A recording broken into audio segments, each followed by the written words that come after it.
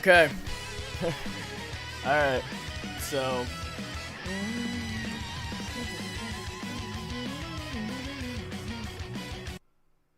So basically, I didn't actually plan on streaming like at all today. It was actually supposed to be an editing day, but you know, I was playing and I was like, you know what, screw it. Why not actually just record it? Because we're gonna need more content. So, also you can notice I don't have my face cam on. I'm trying that PNG thing that all the kids know. Yeah, we're trying that. So let's just hope this is copyright free for real. And yeah. Let's just hope this is copyright free. Fucking ads, dude.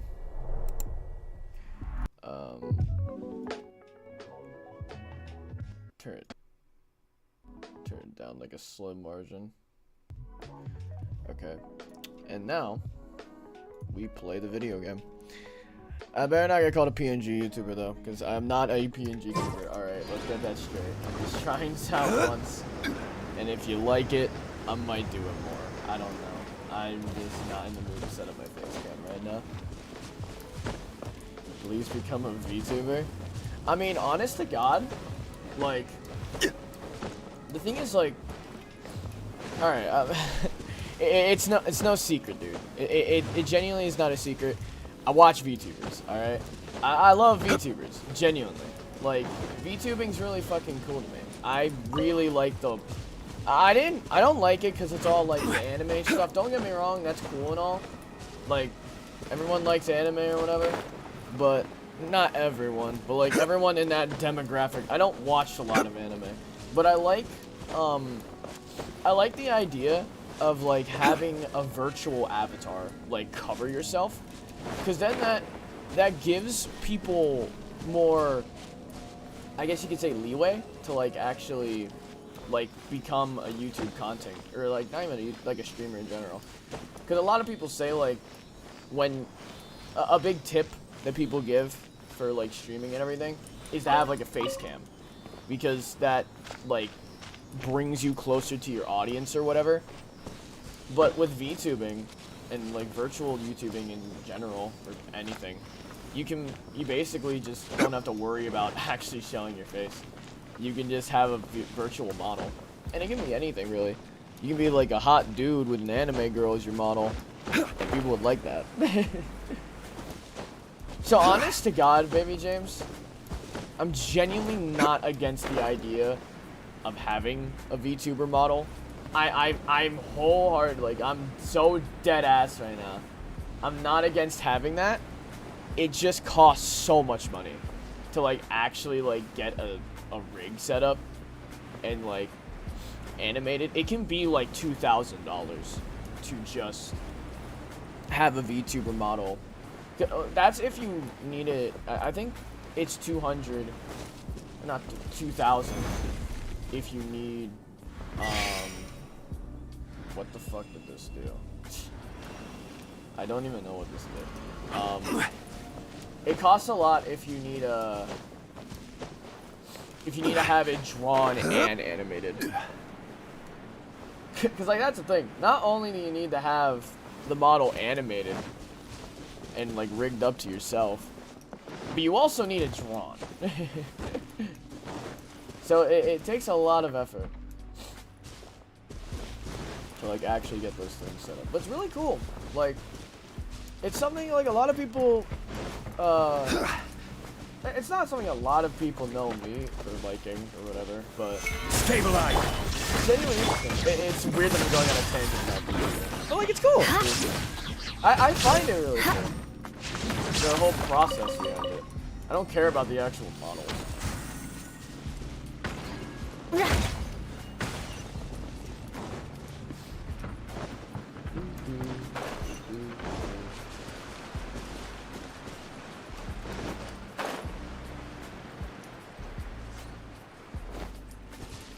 Never seen this game in depth. Never. What's up, Troy? Yeah, I've actually, Troy, I've been playing this game since like it.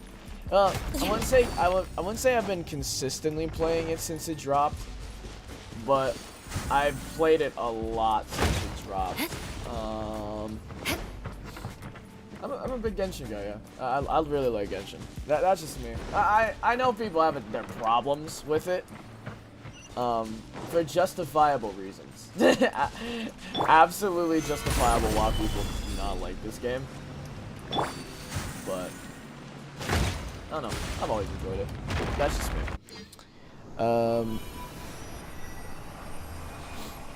I mean, I feel like you'd like Genshin if you just like anime characters and you're just a big fan of Breath of the Wild, because it really is just Breath of the Wild. Illusion Breath of the Wild is Beg good for at mercy. I ain't gonna complain.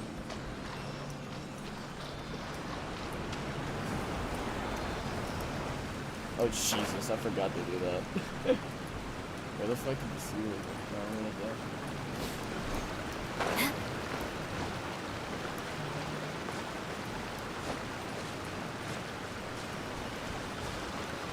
How did this game become a meme about average Genshin players?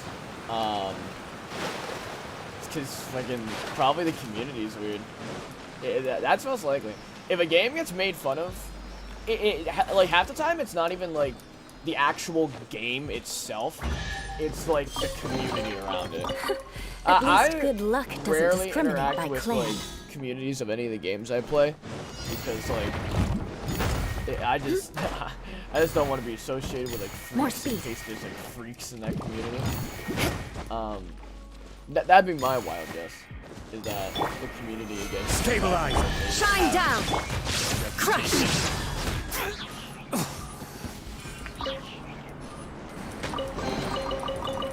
What do we have here? Time to scout. Oh no, how am I supposed to? I need to get some of these waypoints. I have not fucking explored this place at all, dude. This is embarrassing. There's one.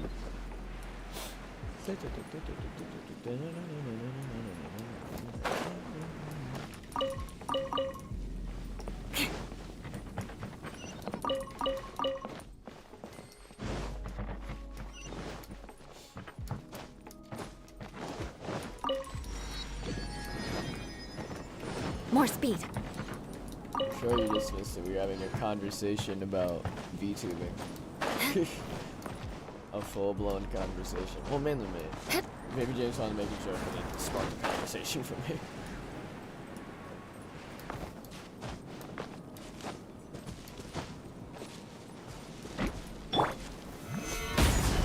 Illusion shattered.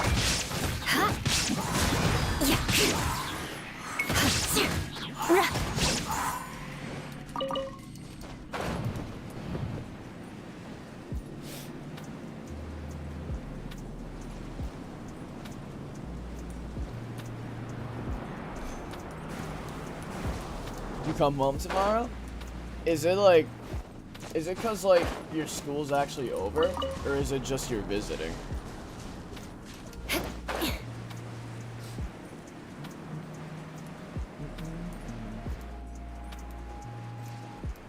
Where's this? Oh, it's right there. Okay. And I gotta grab that waypoint after, dude. How much have I actually explored of the chasm so far? What's my percentage on this? A hot 16%, dude. Massive Iron Man numbers right there for exploration. God damn. Oh, school's over? So how long are you gonna be... How long are you gonna be here? Like, when does your school start up again?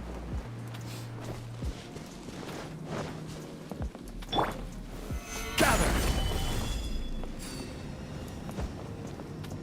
Alright, so there's one waypoint over there. We gotta get to that.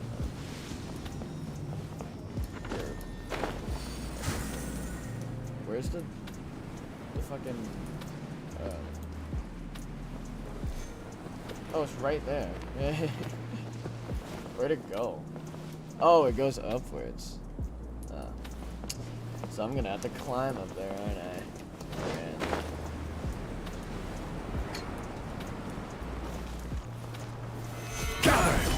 There is no escape.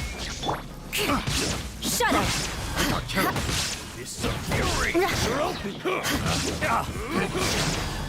Oh, also big reason why people have a stigma over gold that I forgot to mention short is that it costs a lot of money sometimes. It doesn't cost any money technically, but a lot of people spend a lot of money on the game. I don't because I'm free to play, but I'm actually not free to play. That's just a blatant lie.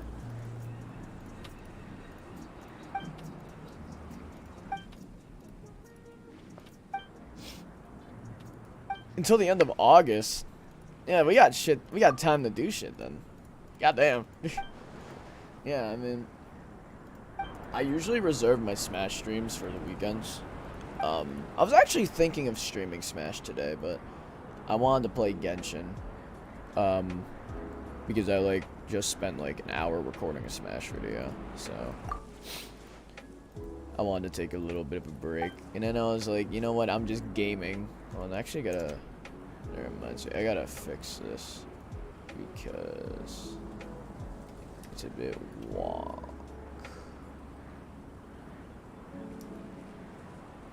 The game's too loud.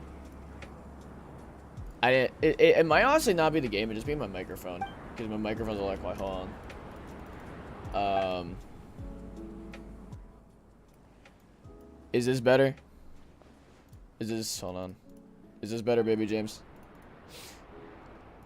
I don't know about the sound stuff, because, like, I know, like, I don't normally play games loud. I usually have, like, my master volume whenever I play a game, like, at, like, 40. But recently, I've been turning them up because I heard, like, well, I've been playing a lot more Rainbow, so I've been sound whoring. That's why my sound's turned up, basically.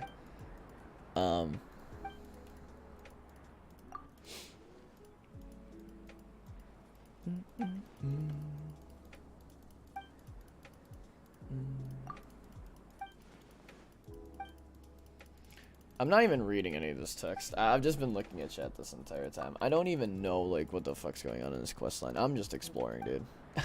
I am just exploring, man.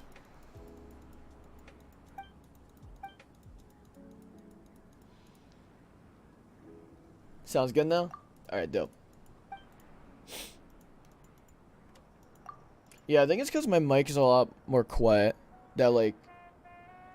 Wow, sound horny. Well, like... I gotta,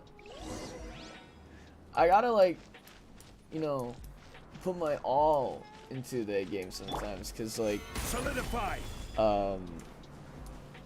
some people are like dookie butter, bro. Some people are some ass. Oh, you stopped playing Rainbow? Why is that? These not like, like that. Did I hit it? No, it doesn't hit it. Why'd you stop playing? Just get bored? Did someone like rage?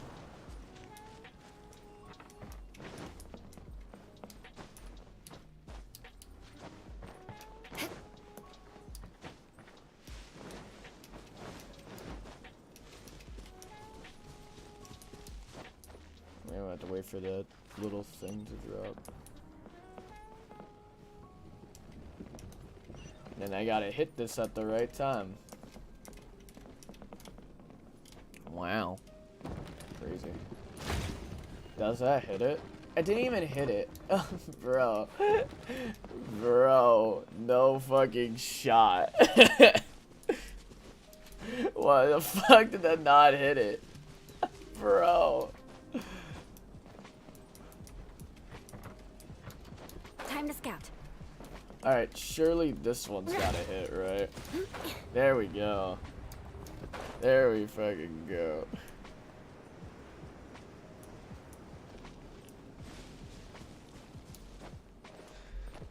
We just are all sweats, but the people on the game are too sweaty, and I think we played for too long. I think it's on our like 6-month breaks. I mean, for me, I've just been trying to relearn the game, so I have not been like taking anything seriously, like at all. Like, I played like some ranked, but I haven't played a lot. Like, Yeah, I've just been trying to relearn the game because there's just so much shit that's in it now. Like, I did not even know we were in an LMG meta when I came back. I do not like LMG meta. The LMG meta is so fucking boring to me. I mean, it's not bad in the aspect of, like, I like that LMGs are actually good in the game now. I mean, LMGs have always had, like, sort of a position for more, like, flank watch situations. But, like, I hate that they're, like, the best, like, type of gun in the game now. It's so annoying. It's so annoying to deal with fucking LMGs now, man. I wish they were not as fucking obnoxiously good as they are. But here we are. And they're fucking amazing. Will we ever see rainbow content? Yes. You are actually... Nah. I'll reveal something to you.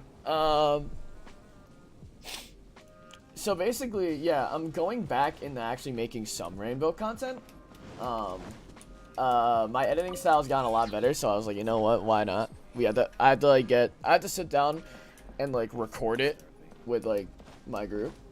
But there's like one video idea where I'm gonna like, or the rest of them is gonna be edited by me, but I actually got Josh got Premiere, so we have an idea where he's actually gonna edit one of my videos. And we are going to see how well that fucking goes, because that dude does not know how to use Premiere. You might, you're not gonna get the same quality as Marley, but you are gonna get some rainbow content. That is for damn sure. And I think I'm also, I mean, besides Smash content that I'm coming back to making, sort of. There's also gonna be, I know there's a Valorant video that's getting worked on right now. There's more Genshin videos that are getting worked on. Trying to think. There's like more commentary videos getting worked on. There's more tier list and like series videos going on. I got a lot of stuff I gotta work on that I've been recording in the background. And not even like maybe like recording, sort of, just like I guess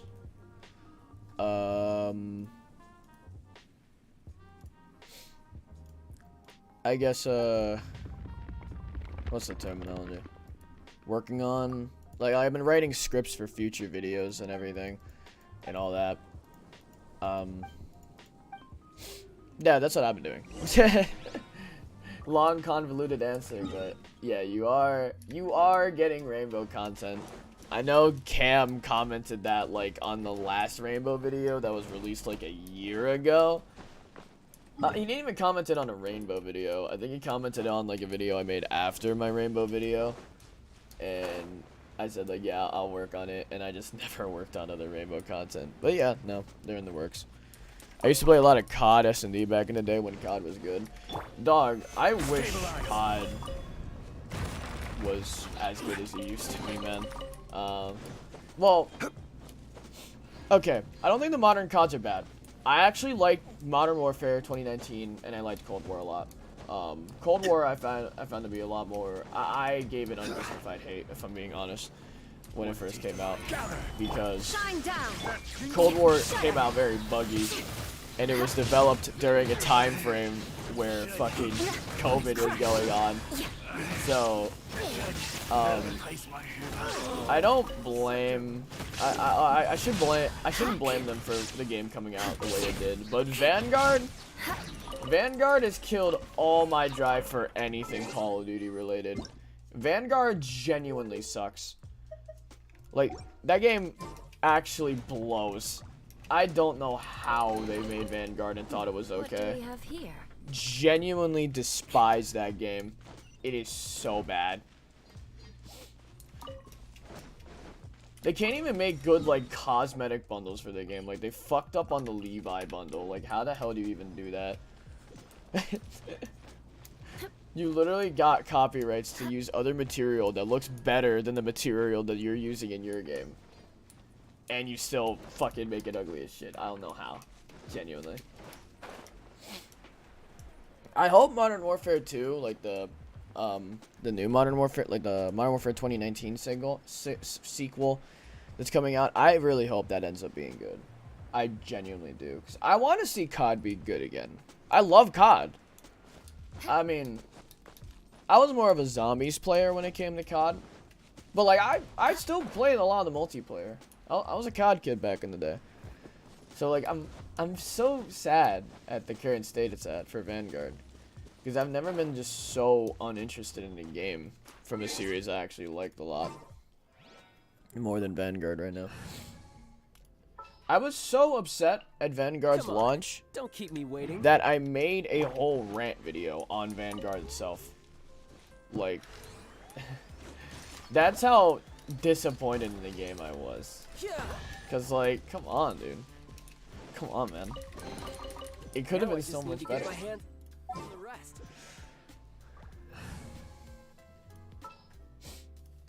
What's our objective? What's our objective? Jeez.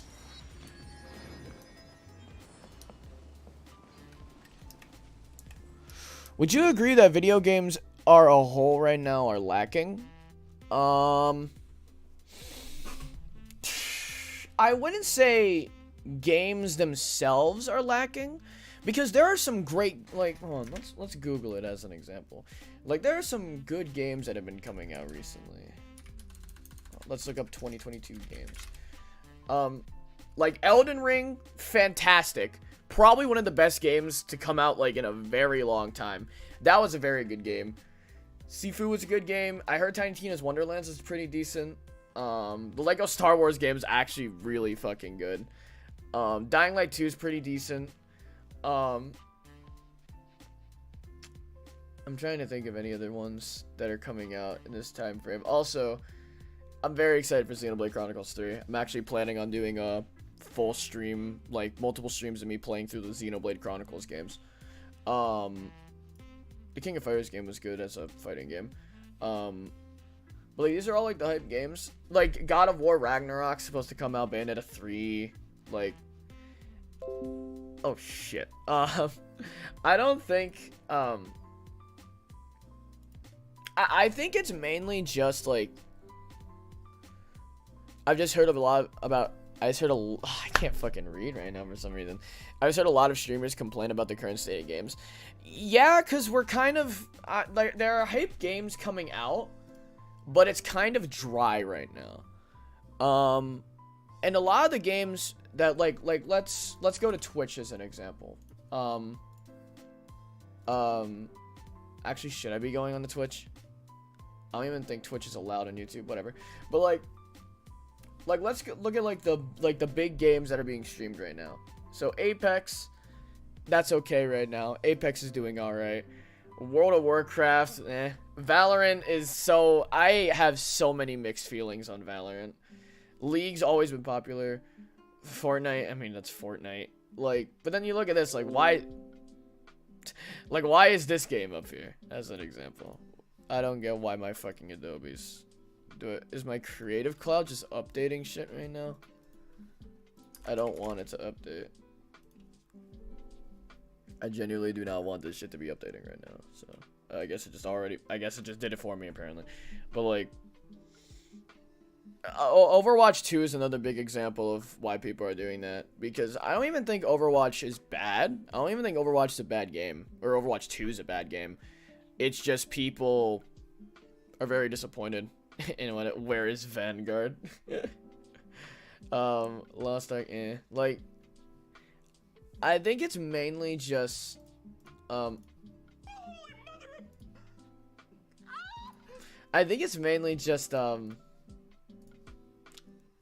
lot of the games that are popular right now, they've been popular for like multiple months and even years, and there hasn't really been a big game there hasn't been a game that's like really taken storm like recently. A lot of the games that are popular, they've been popular for years, and there might have been some competition here and there. Like for example, we were just it was right there. Look at Valorant as an example.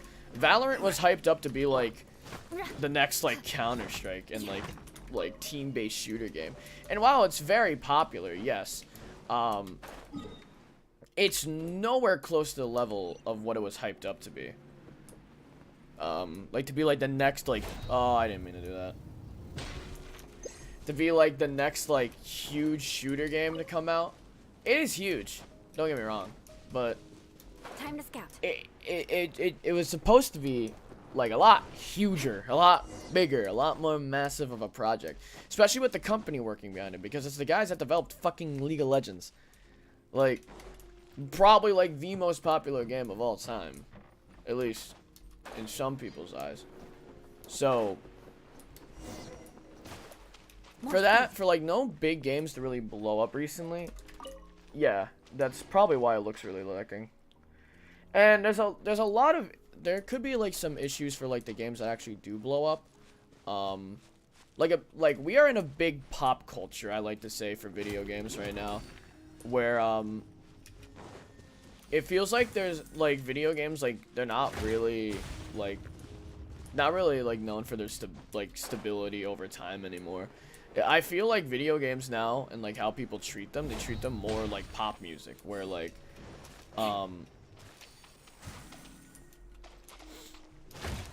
where people more the, oh Jesus, we fucking crushed them with a rock. Oh my god. People treat video games more as like the song of the month. Like you look at like what are like some of like the games recently that like have come to mind when you think of like video games as an example. What was it, like fucking like Among Us, like fucking Fall Guys, like party games and shit. We're in like a pop phase of video games where a new game comes in and it either doesn't update enough, or there's just a new spice that comes in and just steals the thunder. That game becomes the game of the month, and it just does that over and over again. And people have gotten tired of it because like there's not really been a new pop game to come out recently, so people have just been reverting back to the old games that they used to play a lot. And now people are realizing, it's just kind of right now. Not a lot of variety going on. That's just my theory, though. Again, like I'm still enjoying games, because I like playing games that I genuinely can have like a connection with for like liking. But it's actually a fire analogy. Thank you. It's like, it really is like just like pop music. That is literally what video games are like right now. And then of course there is like disappointment that had been happening in a lot of games. Funny how Among Us is just part of our culture now and not even a meme. It's just because of how popular it got. Like it's genuinely just because of how popular Among Us as a game just genuinely got. And I mean, like, Among Us has definitely fallen off. Like, you don't see people talk about Among Us as much anymore. It's definitely a game that has lost some of its luster.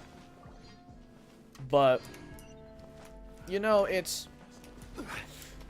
still a game that like people play and make videos of. Like I saw an Among Us, like 3 Among Us videos like show up on my feed yesterday, and I still see like some Among Us TikToks. Like even though the game is not that popular, it still is popular. That's also something that's big. That's a big complaint I have in the gaming community. I hate that like people will say shit like this game, X game is dead or whatever, or this game is trash and it's dying, when the game is still popular. The game is still going on strong, and people fucking complain about that. I don't know. I'm gonna use the restroom real quick. It's not gonna take that long. I'll be back in 1 second.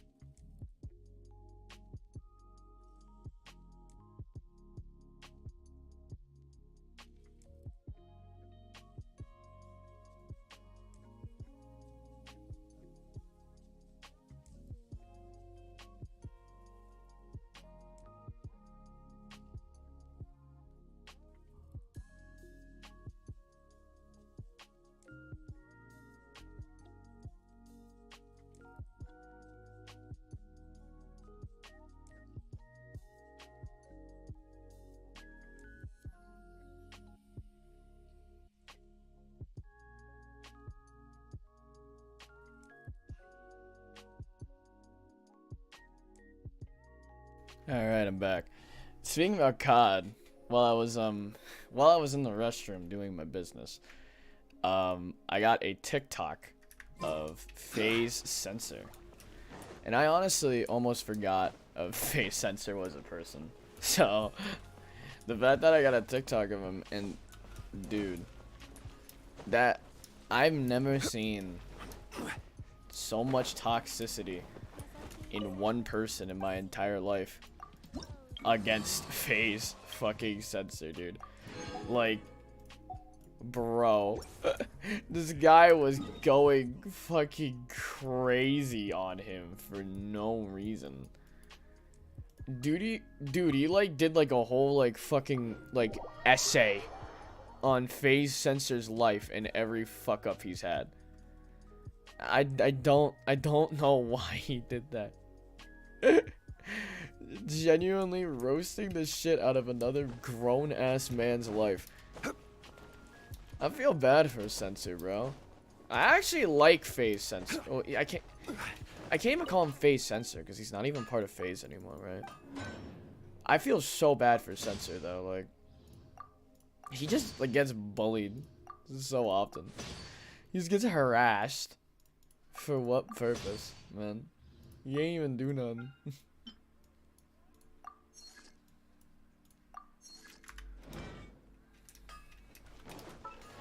How much of that weapon material do I even have? Is there a way you can check?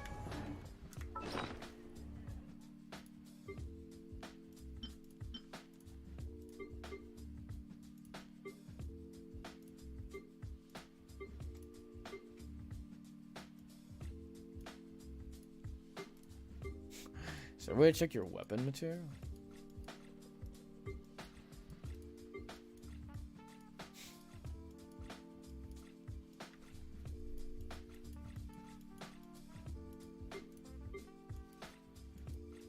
I think there isn't. Ain't that unfortunate. Do I not? I don't think I even have the. Oh, I'm trying to think. I don't even think I got the 3 to whatever ratio on this chick. Yeah, I do not have the 1 to 2 ratio at all. It's kind of getting close to it. I just gotta get more crit damage on her. Is there any artifacts I have that has crit damage? That has crit damage on it. That's crit rate. Do I have any of these that have crit damage?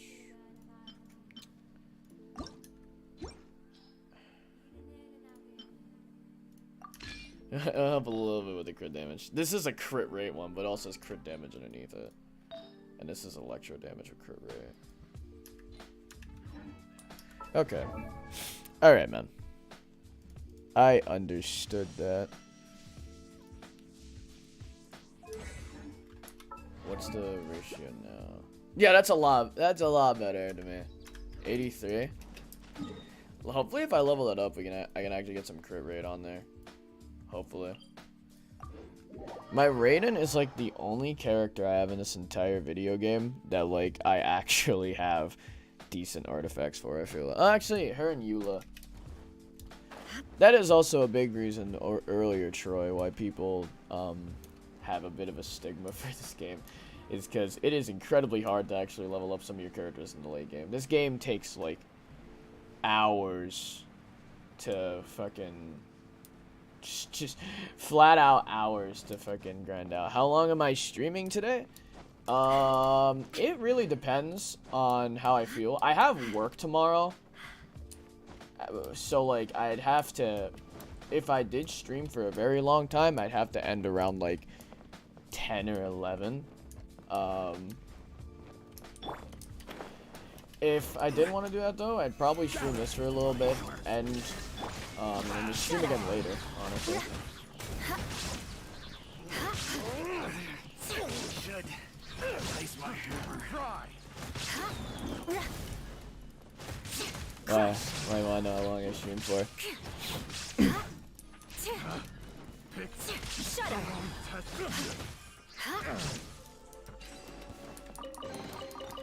Do I work nights? No, I work mornings. But I like to get my sleep.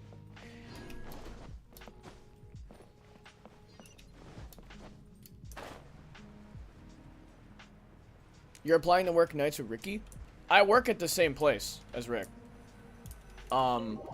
It's just, I'm pretty sure the nighttime's filled, like the overnights. I'm trying to get to, they said, like, if they have a position open there, I could go there. But, right now, they have me in mornings, because when I got hired, they did not have any night positions. So, if they don't have night positions, I work mornings. But I work into the evening, so I work from, like, I usually work around, like, 7 to, like, 3.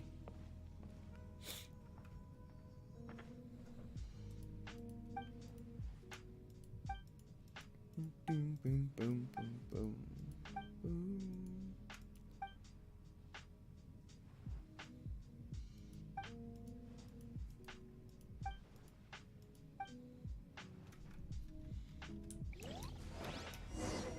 Alright, I'm finally in the chasm.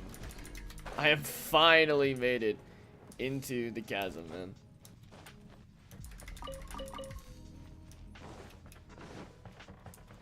What is this?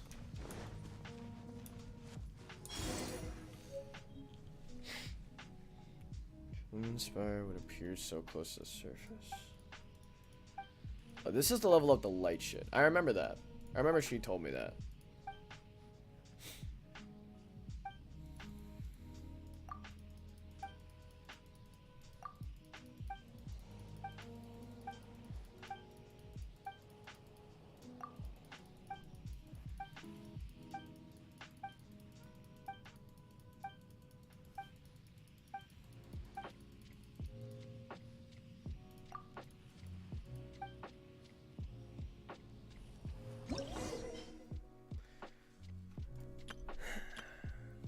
Do I gotta equip it? It's a gadget. It's a fucking gadget, dude. Oh, it's so annoying.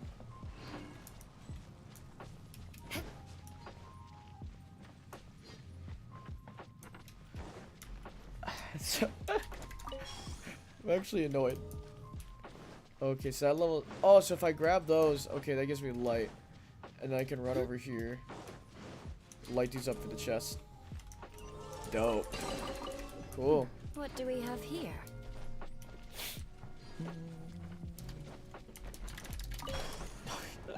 I fiended for that. But honestly, bro. Honestly, Troy, the job ain't bad. It's just long. It can be very long sometimes. And you're gonna have to work a decent chunk of time. Didn't you work already though? Or did you quit that last job for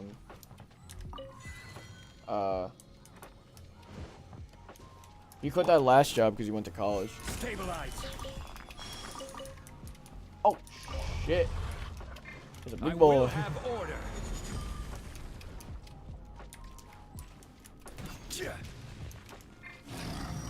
Stabilize. Illusion shattered. Beg for mercy. That's a big boy right there. Inazuma shines eternal. Shine down.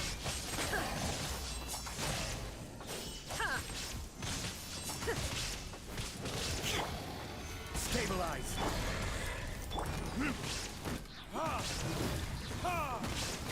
Shudder.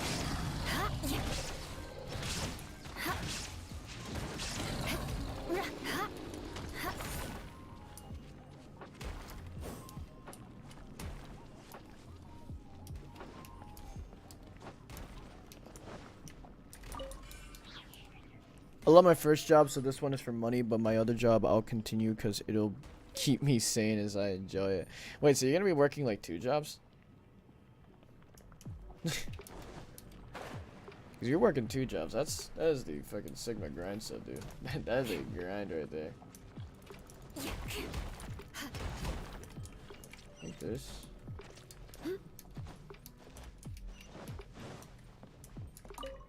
Oh. This is the thing I have to investigate. I didn't mean to fucking tab out. Oh wait, is this even it? Okay, no, that was a clue. Okay. The rest of them are down there. More speed.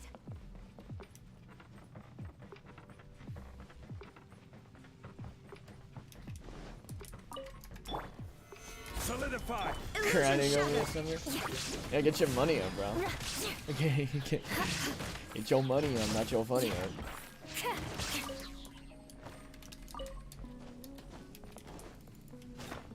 I kind of just work the job just like so I have funding for my channel. So if I have any more ideas, I can just use it on stupid shit. More speed. I can put these to good use.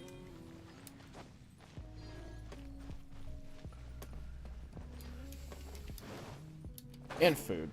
I use a lot of money on food, I will not lie.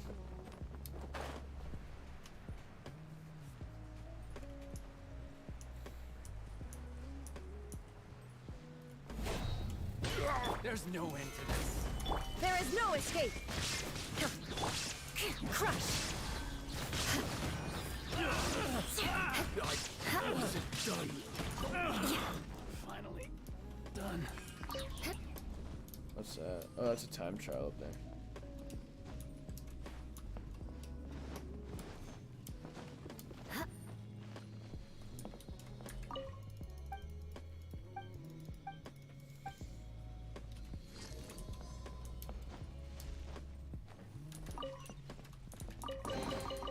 I can put these to good use. Stabilize. Shudder.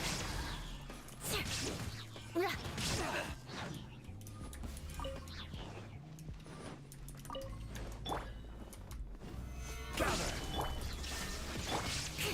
Beg for mercy. Beg for mercy. Yeah. Beg for mercy. Wait, he's still alive, bro? Fucking croak, man.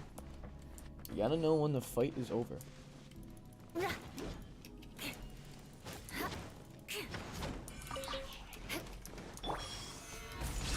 Shine down.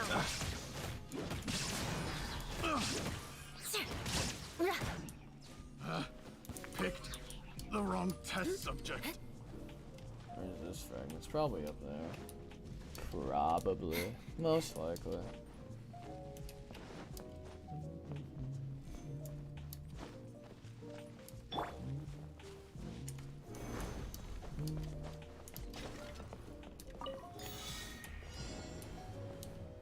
Oh. So I gotta climb on there. Yes, sir. I do parkour. I do parkour. Alright.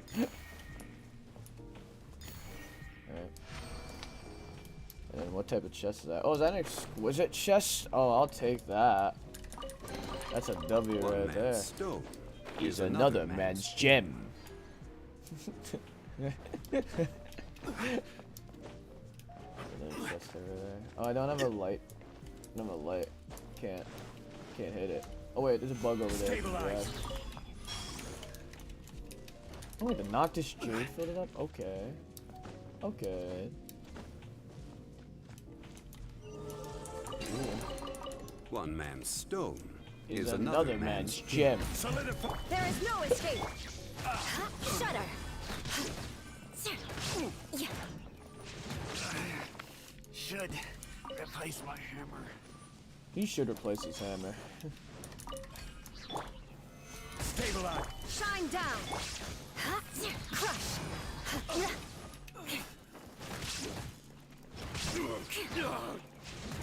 Beg for mercy. More speed. Want a taste of my hammer? Solidify. There is no escape. Why'd that guy say it like that? Want a taste of my hammer? Want a taste of my hammer? Brother Wild looking pretty weird today, not gonna lie. Let's get Joey. The wrong test subject. New Breath of the Wild just dropped, dude. I can put these to good use.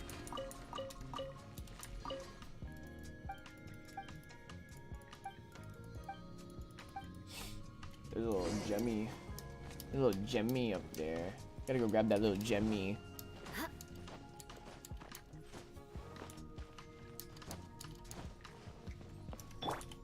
Rise! Where to go? Where to rise? There we go. Alright, give me a little. Do I even make it? I do, surely, right? Yeah. Bro, why did it cancel the navigation? You fucking see. Why is it right on top of her? The fuck? Okay.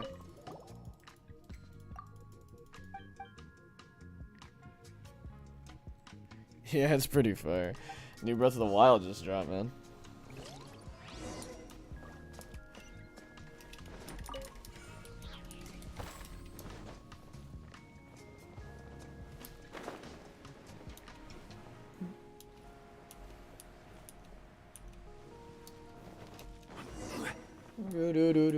Boom. A little gemmy over there too. Gotta grab a little gemmy. I don't even know if it's called fucking jemmies. Genuinely have no idea if it's called a fucking gemmy. But we're gonna call it that anyways because it's funny.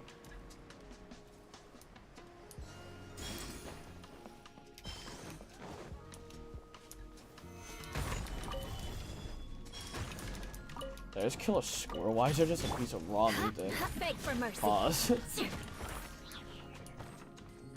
There's a waypoint over there too. And there's a waypoint right here. Oh wowzers.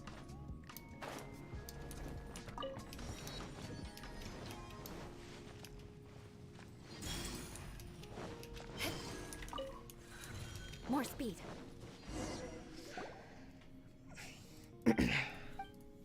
It's weird that there's like a main story quest, but there's like no dialogue for it. Which is why I didn't want to make a video on it. Because like the other story quests that I record, like they're all like actual stories. Like worthy of videos and stuff. But then this one's just like a text and follow one. Oh, so the gemmies are used to enhance that.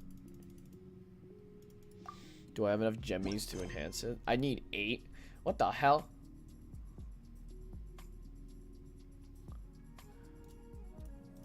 Oh, you get rewards for leveling these? Oh, okay. Alright. You had me at rewards. Genuinely. You had me at rewards.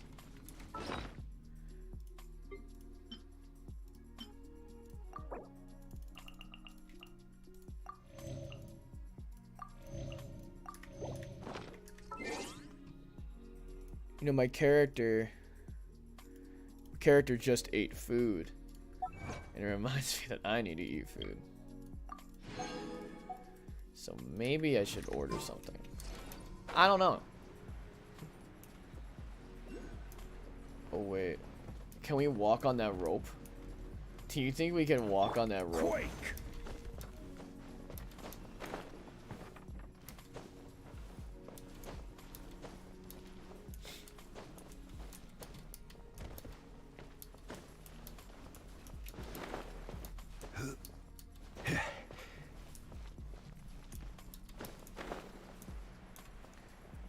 Oh, this is like... Can we? Oh my god, we can. Okay. Alright. He's gotta be extremely careful on this. Oh god. Oh man.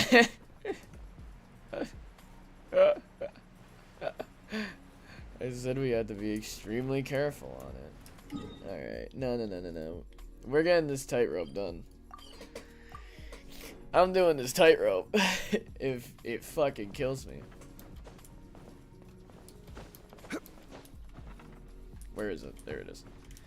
Alright, let's try to like soar a little bit. Soar a little bit. And then okay. Alright. We're doing it. Cool. Alright. Still going. Probably gonna have to jump over this, right? Okay.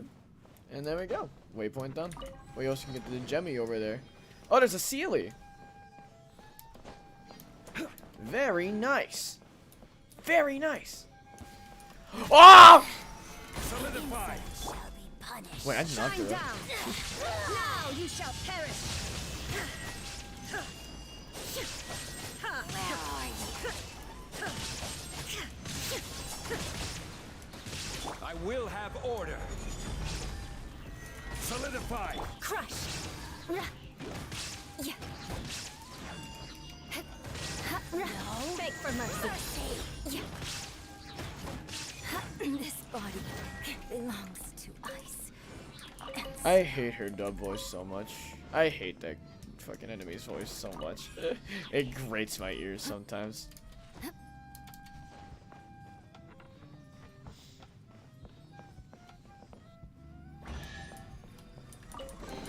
Very nice. I can put these to good use. I can put these to good use. Time to scout.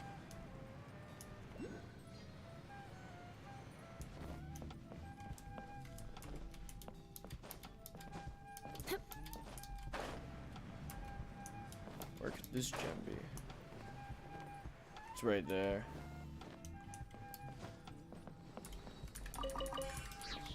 Wow! Very nice.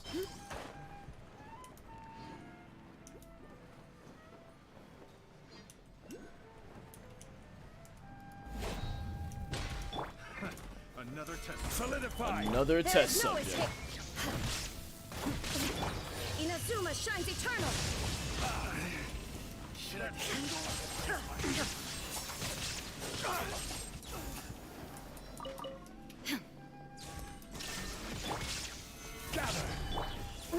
Shudder. picked the wrong test subject?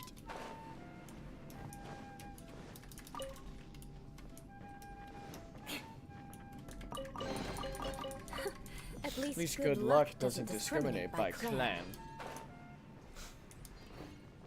Oh, I gotta collect more particles.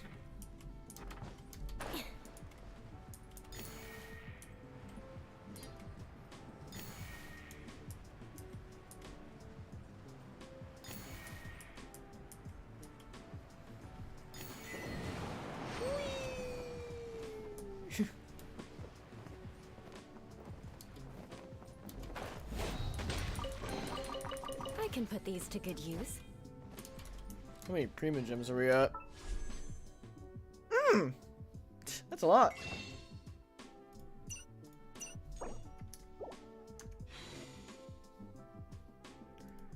I think.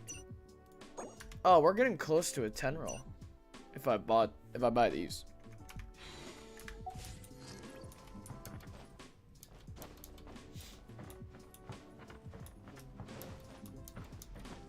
More speed. All right, let's just go down to the area. Let's actually do the quest line that I'm supposed to be doing. Oh wait, there's a gemmy over there. Hold on. Hey, no. I want to grab the gemmy first. Oh, there's a teleport waypoint over there and another gem. Think I might have to go for those first. I don't know.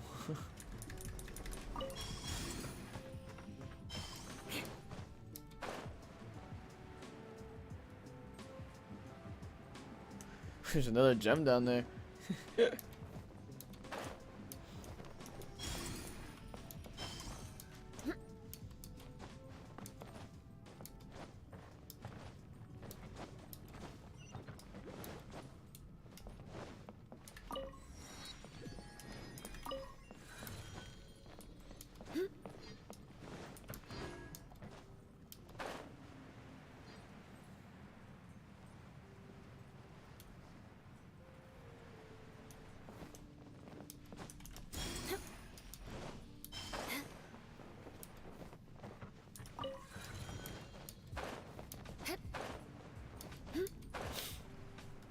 There's time trial down there. Gonna grab the time Time to trial. scout.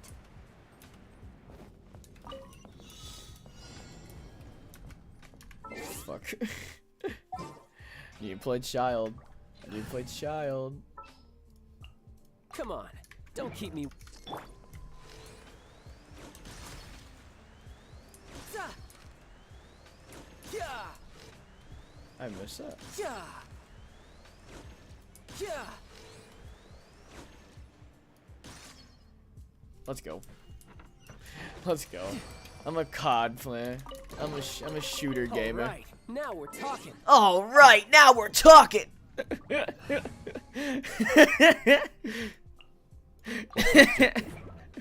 All right, now we're talking. Is that Jimmy over there?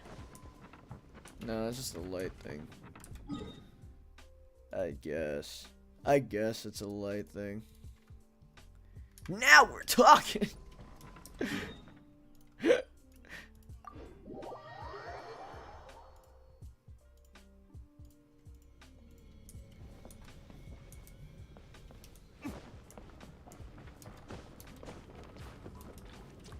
Oh, depleted my light. OMG.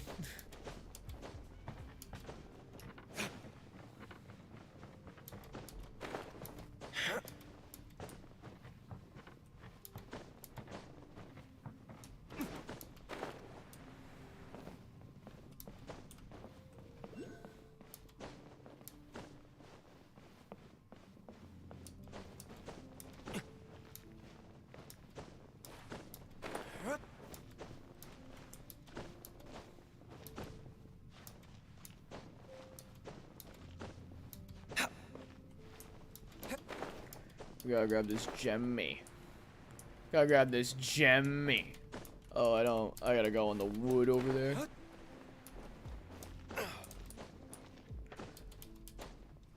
Whoop. Whoop.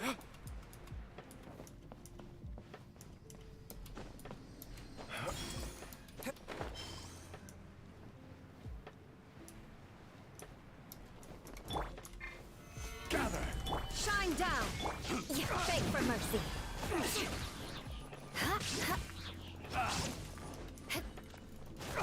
Shudder.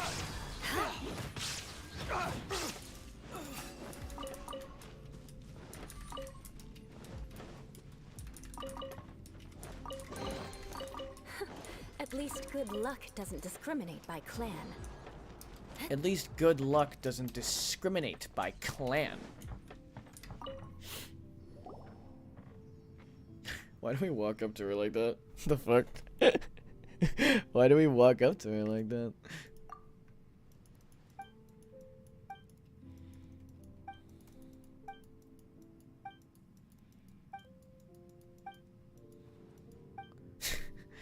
I love and hate this pose so much because they use it so often.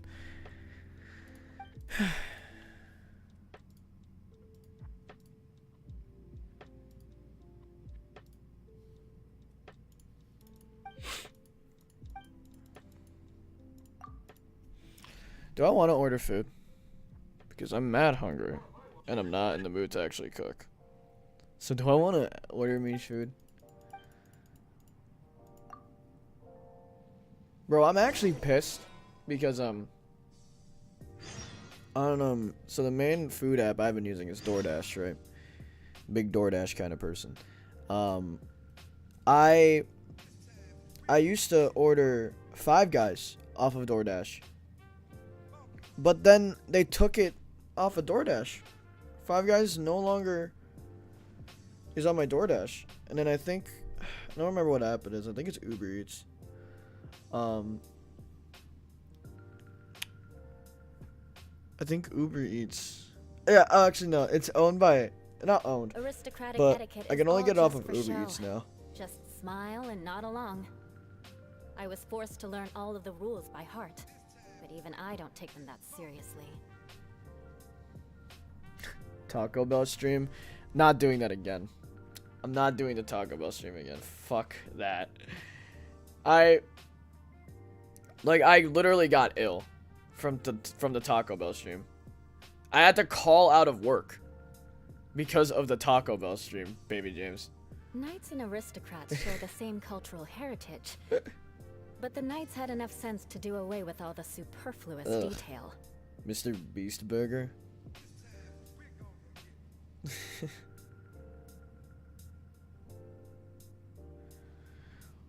Oh wait, you can get Legend Sushi delivered?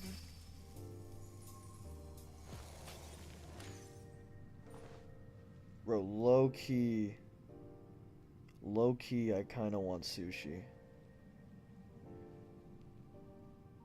I don't know though. I don't know. Oh, sushi sounds so good right now.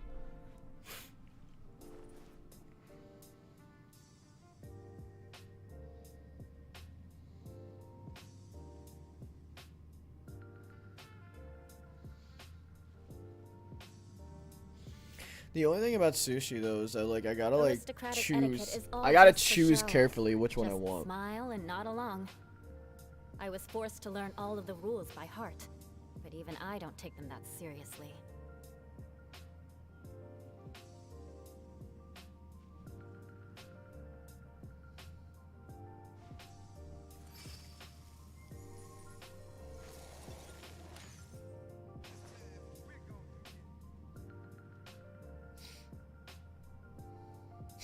They have a roll called the sexy girl roll.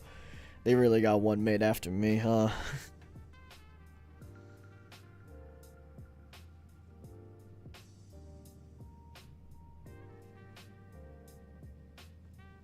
Knights and aristocrats share the same cultural heritage, but the knights had enough sense to do away with all the superfluous detail. It's just there's...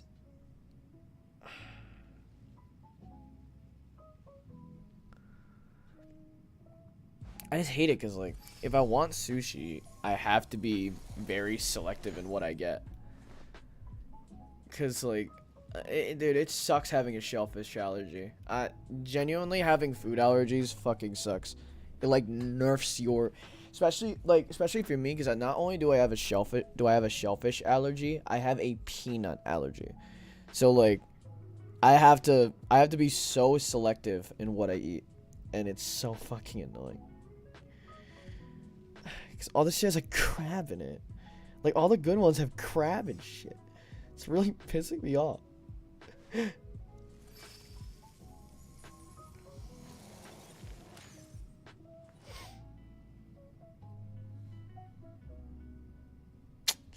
I'll just hold off on that for another day.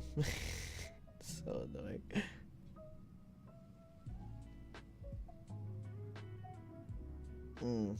Ooh, do I want to get BurgerFi? Ooh, I could go for BurgerFi right now, honest to God. Yeah, I think I'll go get some. I think I'll have some BurgerFi. Oh, man. I love BurgerFi. It's just so good. Aristocratic etiquette is all just for show. Just smile and nod along.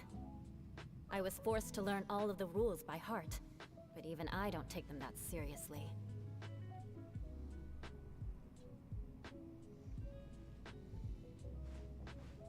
Get a vanilla shake. Do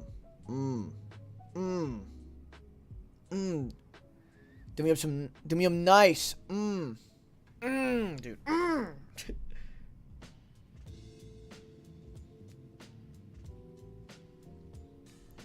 Can I send you some tendies?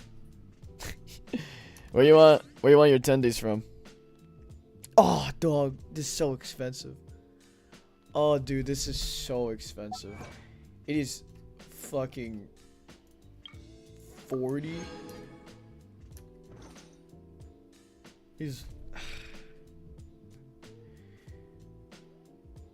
Might drop the shake then. Yeah, I'll drop the shake. I'll just drink something from home. Okay, yeah, that's a lot more reasonable. That's a lot more reasonable for me. I got some BurgerFi. Oh my god. BurgerFi's so good. I just want a good, clean burger right now.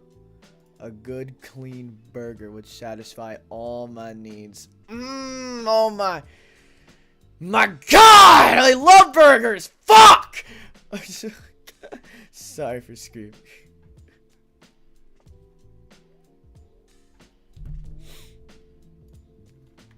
Alright, back to the video game.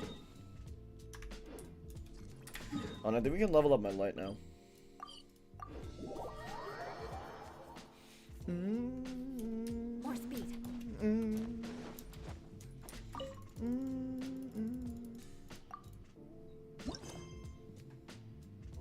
Enhance. W. We got a fragile raisin off that. Bro. Just going great. You love burgers too? More speed. Dude. Not to insult them or anything, but like, vegans, like, you're kind of missing out. A burger, a delicious, like, well-made burger. More speed. Oh man, I'm just salivating from the mouth thinking about how good this burger is gonna be. Oh god, god damn, bro. Oh my god. Where's the other light? Right here? And then over here. No, where's the other one? Wait, do I gotta do this?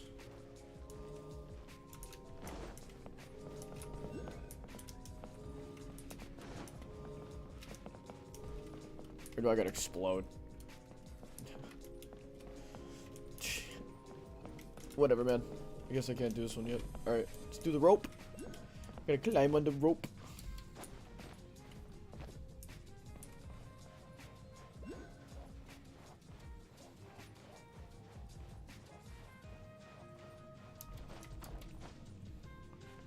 This buffalo chicken and then buffalo chicken ranch pizza is hit. Oh my god, dude. Buffalo chicken ranch pizza, honest to god, like, don't get me wrong. I'm not like the biggest fan of ranch. I think ranch is kind of sometimes. But when it's with buffalo chicken pizza, oh my god, bro. My god, man. It's so fucking good. It's so delicious. Bro, you could give me a gas station pizza, genuinely. A gas station pizza that's buffalo chicken ranch, that shit's so good. It's so fucking good. For like zero reason. It actually does not have any good reason for it being as good as it is. Alright, we're good. That was some quick thinking from Pull Out to Skirt right there. There's a Sealy up there, but I gotta collect a Gemmy. There's another Sealy over there.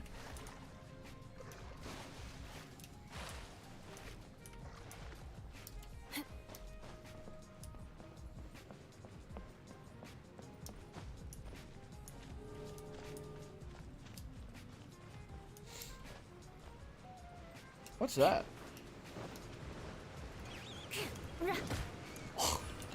I'm getting whacked in the side of the head. Stewart's, dude, it does. Honest to God, like, you get the chicken bacon ranch from fucking Stewart's, dude. Jesus, so good. Actually, I don't really like any of their normal pizzas. All right, because like the sauce they use is kind of weird. It's like it really is just like.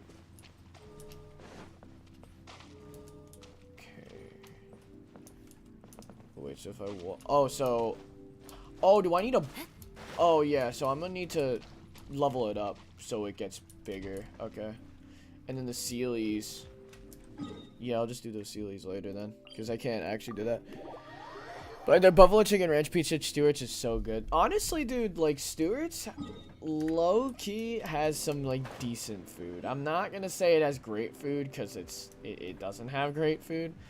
But it has some very good or very like solid options. Like if you're like in a pickle, you're in a tight spot, you're like driving, you don't really know where you want to go or where you want to eat at, where you're about to eat at. Just go ahead, get to some Stewart's, grab yourself like a chicken bacon ranch pizza or something like that. One of their convenience items. You're like golden. You are golden for that moment. Your hunger is been quenched at that rate. Quit falling at first. I gotta do questions before this. So what's this? First, Myzamic contact. What is that? Oh, so I gotta do these ones? Okay. I've just been running around for no reason then. No gem over there. Well, not for no reason. I've been collecting these things, but...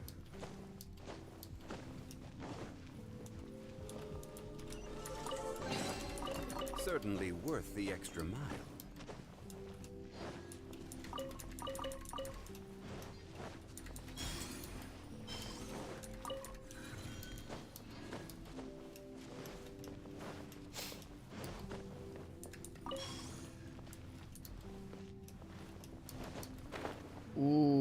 That's a big boy chest right there. I need that. I want that and need that. Don't care if it's these annoying fucking. Order guide you. There is no escape. Torn to oblivion. Jeez. Bro, my Raiden does so much damage. Oh my god. Holy shit. God damn, Raiden. Beg for mercy.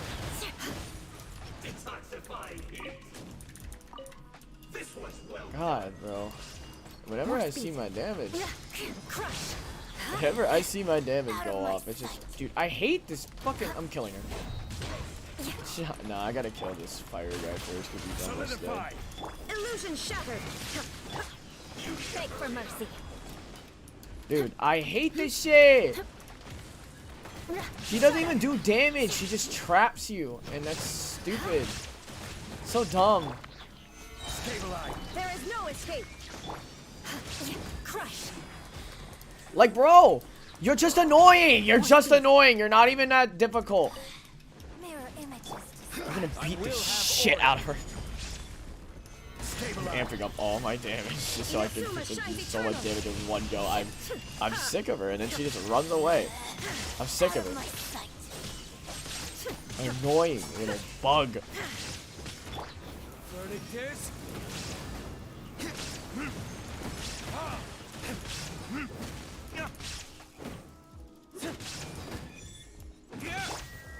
stabilize. Shine down. Get me out of here. Annoying. Annoying little shit, dude. Doesn't discriminate by clan. There's a Sealy over here.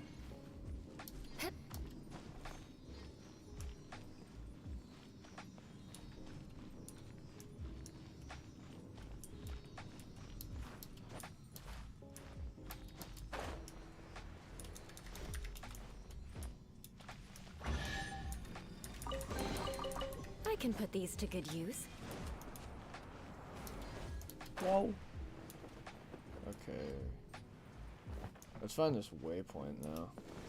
And then we gotta go do this other quest.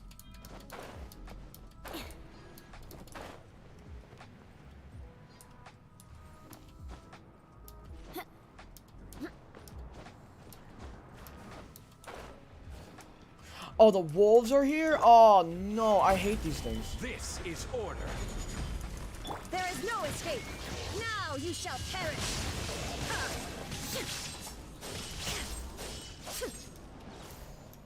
Oh, yeah, fuck it. I'll leave him over there. Fuck it.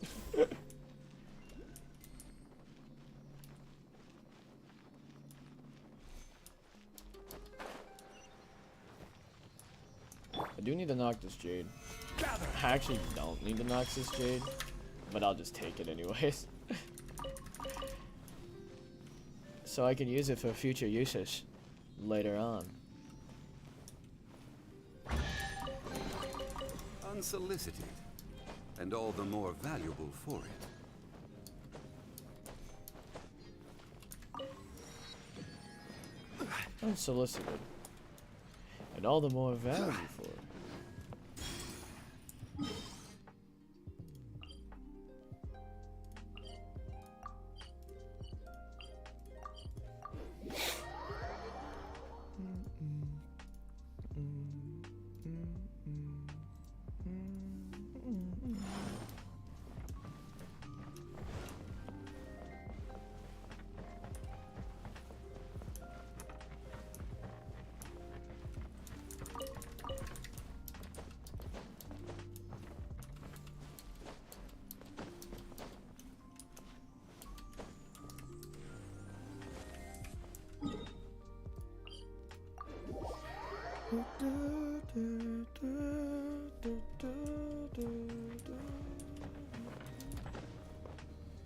Oh fuck, wait, hold on.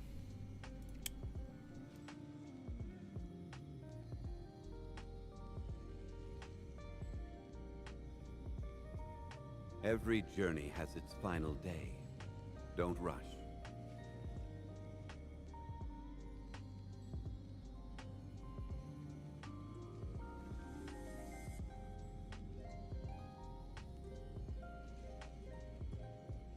Osmanthus wine tastes the same as I remember. But where are those who share the memory? Alright, sorry about that. We are back to the gaming. We are back to the gaming. Am I just gonna have to climb up there? I think I'm just gonna have to climb up there. Ew. How the fuck?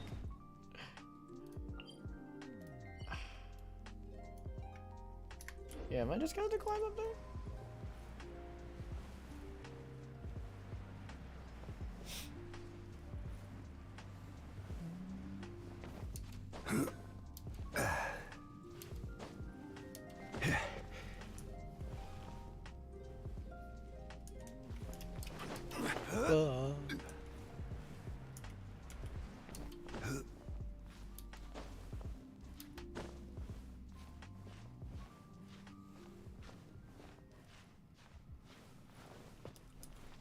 I was like thinking about this too, like at some point in the future I should do a podcast. Like create a podcast, just invite some of the boys over.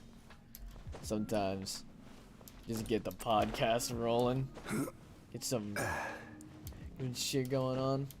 Cause I've been watching a lot of, not watching, I've been listening and watching honestly. A lot of podcasts recently. And I think that's like, that'd be a pretty cool idea because I like to talk a lot.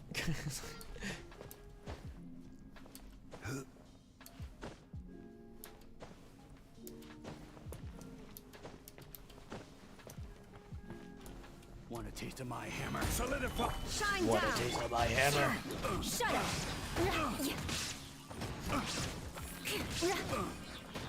Beg for mercy. Should replace my hammer. I can put these to good use. I could put these to good use. That's where we gotta go. There's a viewpoint. I love these little viewpoint pictures. They look so pretty.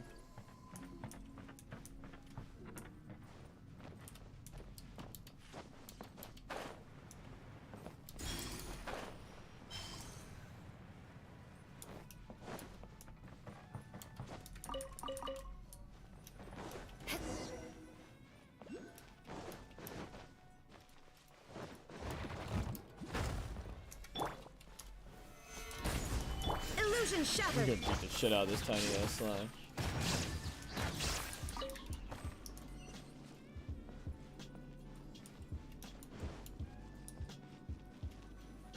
This place. Take a few pictures, if you would.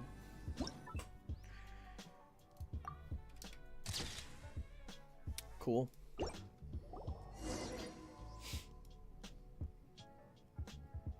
Looks like that dark thingamajig.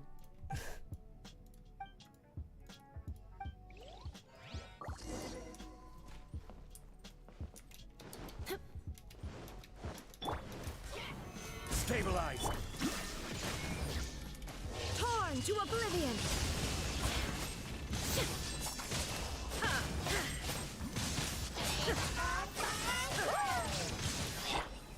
Stabilize!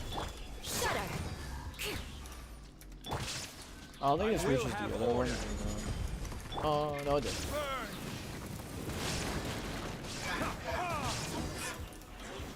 Cool.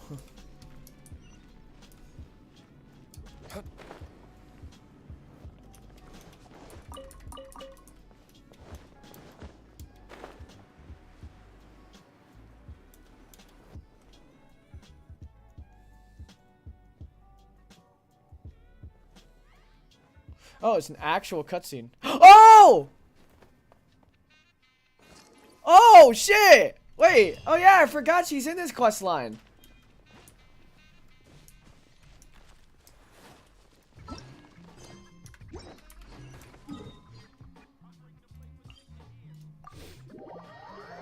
I love that character. I'm gonna summon for that character so much.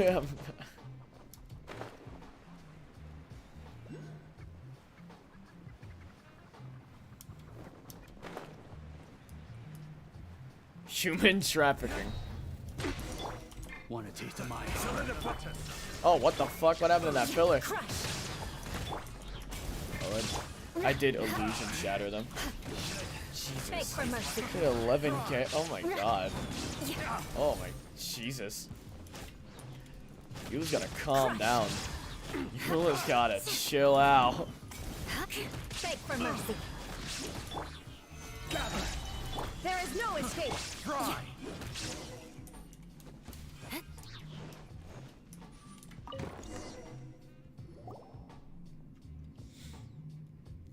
This guy's got no drip. I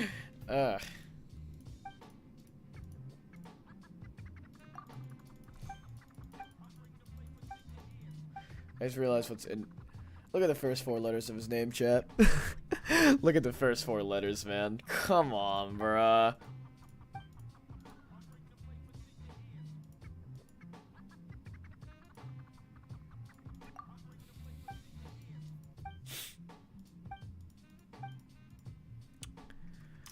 This has been messed up. Wait.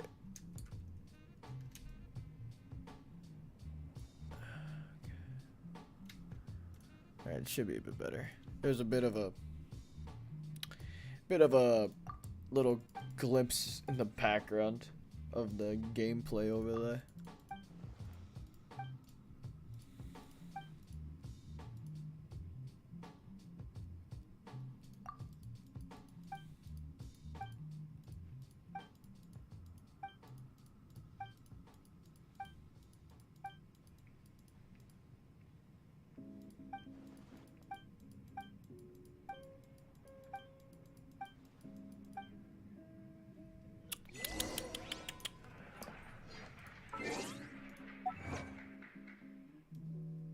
Was that a laugh track?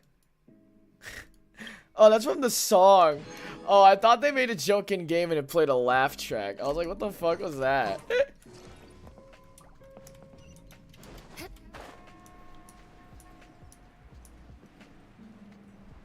My order's been picked up. Let's fucking go. There's a viewpoint thing up there.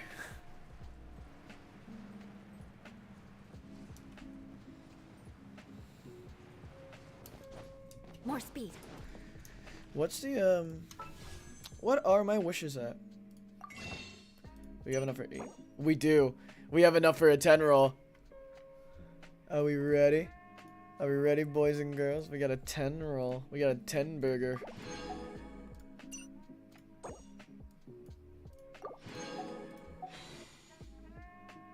Alright. Let's do it. Come on, nah. It's just a purple. Whatever. It's all good. Just give me like a 4-star I actually could use constellations for. I'm pretty sure our constellations are okay. Oh, let's fucking go! Oh, I've actually been needing this. Yes, dude. Oh my god. Let's fucking go, actually. Oh, yes, sir. Oh, yes. Yes, actually, no, that's actually really fucking good. Because now, I have her at max constellations. And I've been waiting to get Noelle at max constellations. Let's fucking go. Nice, dude. Oh, she's actually going to be really good for the Spiral Abyss now. When I actually level her up. She's going to be very nice. Alright, and then who else did I get? I got Sayu. How many constellations do I have for Sayu now? Jesus. Oh, I max her out. Wait, she's actually max constellations out too. Wow. What the hell? You want to learn some Favonius, please? I got 2 characters maxed out. Alright, nice. Let's go, dude. Let's go. I will wholeheartly take. All right then. The thing is, I'll like, teach you. Oh yes. I see people I'll teach you complain all right. Mark about my like words. getting specific characters and everything and how it's not what they want. Bro, you gotta think about it this way. You get a character, you get a duplicate of a character, that just makes that existing character stronger. And especially if you use them. Because, like, I recently got another 5-star, and you know who it was? It was this guy, again. So I got another constellation for him. He's the only 5-star in the game I have another constellation for. And I'm not complaining, because that just makes a character that I use on my team, like, stronger. I do more damage with that character. in specific instances and make him a lot more viable to use.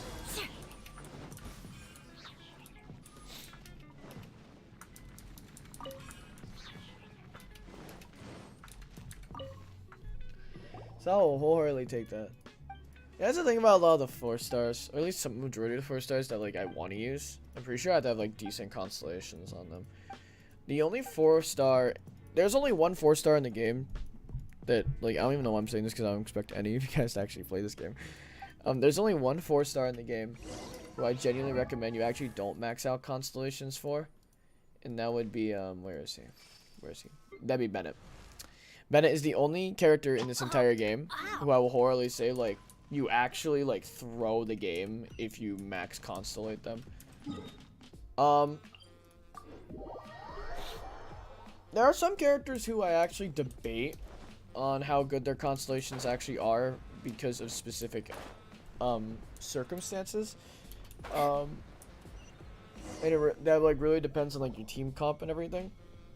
But that's nice, dude. I'm happy with that. It's not Ayaka yet. We're still waiting on Ayaka to show up. But honestly, I'm not complaining.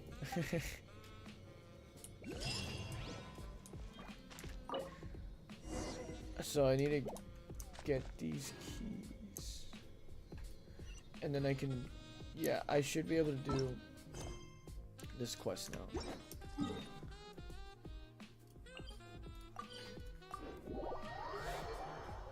It's very nice.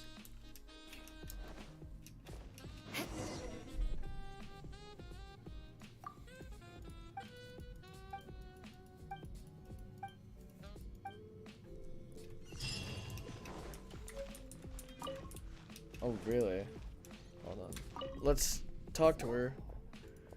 And then we can level up the light thing. At least I think we should be able to level it up. Hopefully.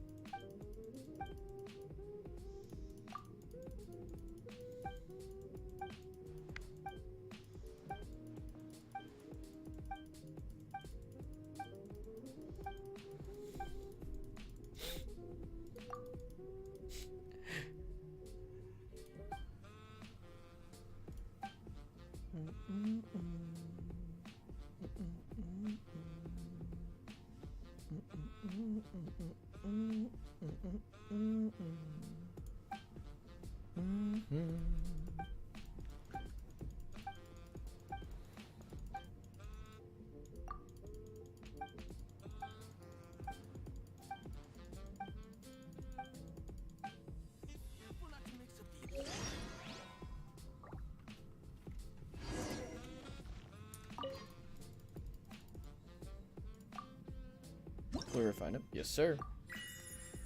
There we go. I'm gonna take that. The smell coming from the mines has changed again.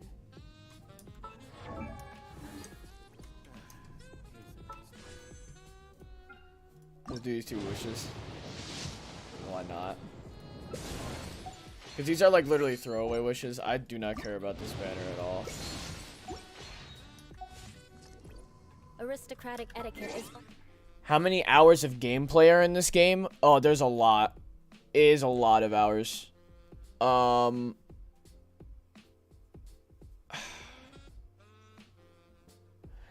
Because the thing is, it's a very grindy game. It is, it's a farming game. It's something you gotta grind and spend a lot of time, like, actually, like, dedicating time to play. Is there a way, hold on, is there a way we can actually check my Genshin hours?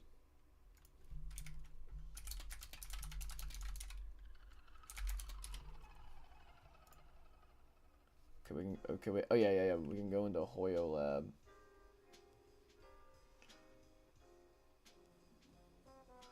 This one might not be accurate, but, let's go to Hoyo Lab. What are my Reddit notifications?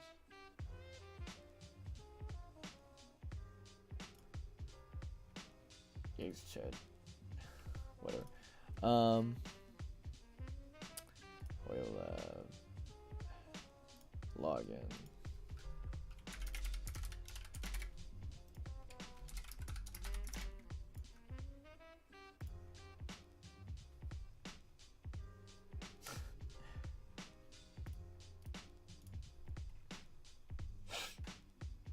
Imagine I didn't pass that.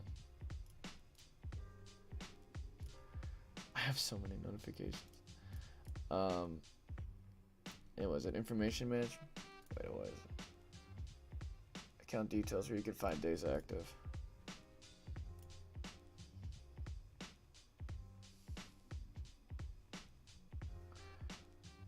So these are the days I've been active, and it says.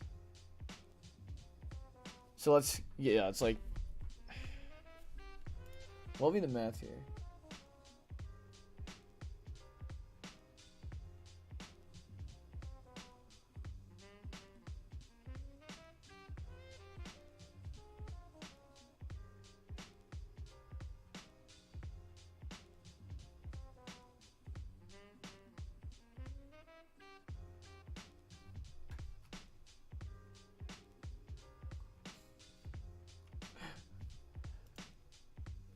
So like,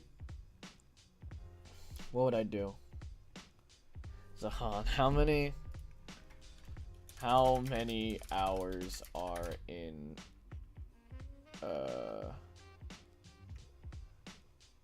218 days? So let's see, let's say that, and then let's do a quick calculation real quick about my playtime. So 5,232. Divide that by like, I'd say I play like 2 hours a day. So that'd be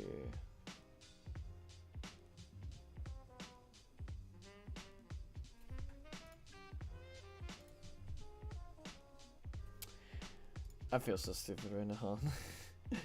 Math was not my strong suit.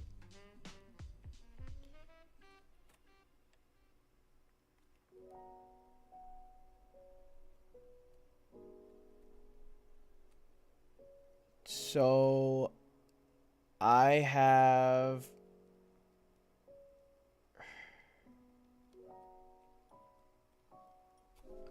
how would you do this? I think I'd say roughly around like 100 hours maybe. I'd say roughly. That's probably a lot more lower. It's a lot of gameplay. Honest to God, I would not be surprised if I had like maybe like 200 or 300 hours on this game. Like I have a lot of time spent on this game. Just So smile and nod along. it's a lot of dedication, Forced dude. to learn all of the rules by heart. To like just play this I don't take game them that seriously. incredibly often. It takes a lot of time out of your day.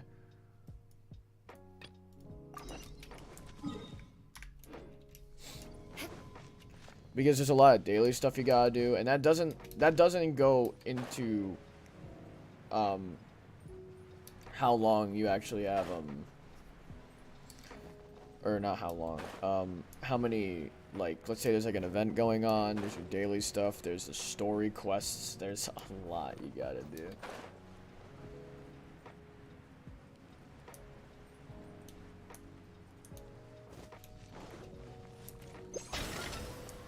Oh, okay. So that's how that works. Cool, yeah.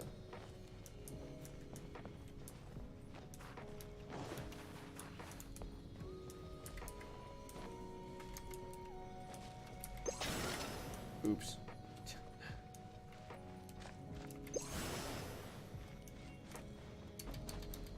Where could the key be here?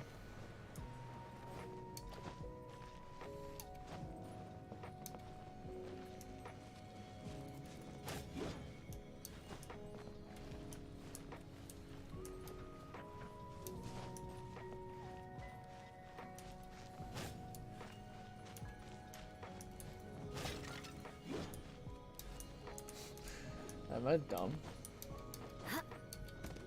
Wait, is it that? Yes. Yes, it was that. Okay, bro.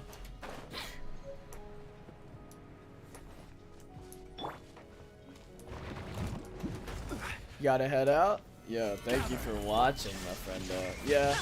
Beg for mercy. Let me know if you ever want to do something when you're home. We can play Smash or whatever. I don't know. Or if there's any cross-play games. More speed. Yeah. Peace out. Have a great day, bro.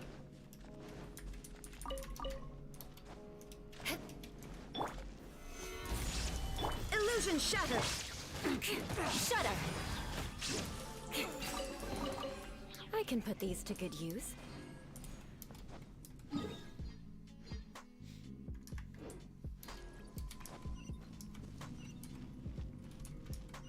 Oh, we need to be lower. Need to be lower.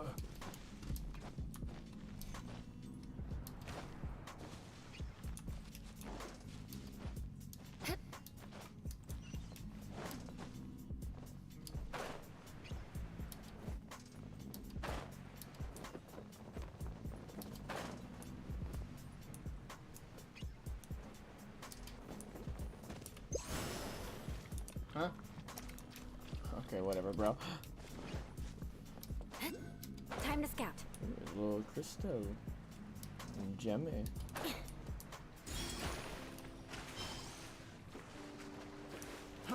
Fry!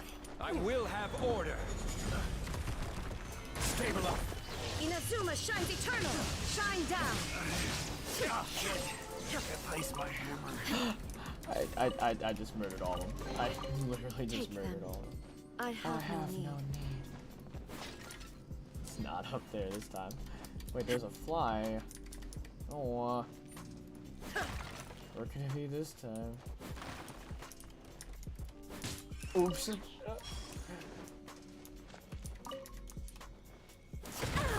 Ow. Ow. Holy shit.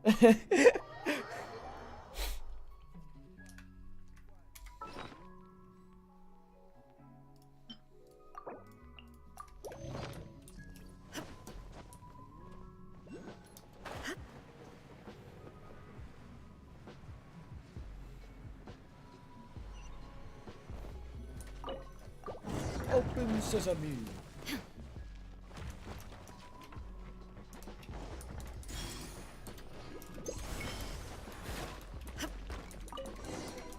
But a momentary Stabilize! There is no escape. Cut off my Beg for queen mercy. from talking. My queen was talking and I cut her off. Crush.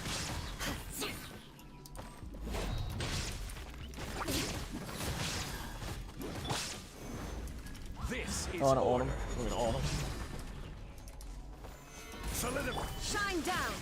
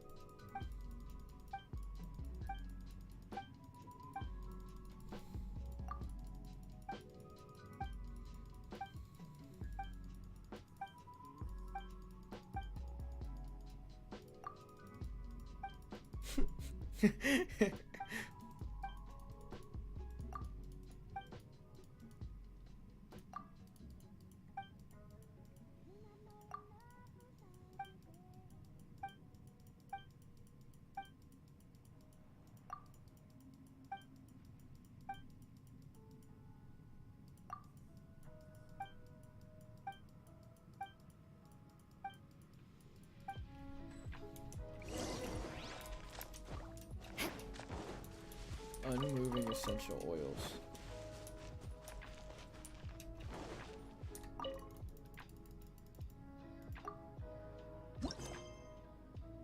Just need 2 more of these. Do I need to be... Yeah, I need to be like up here if I want to do that, right?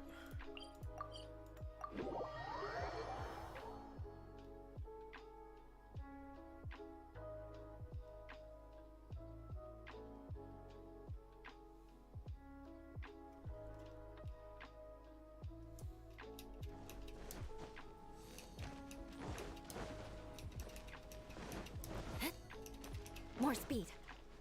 Add ast.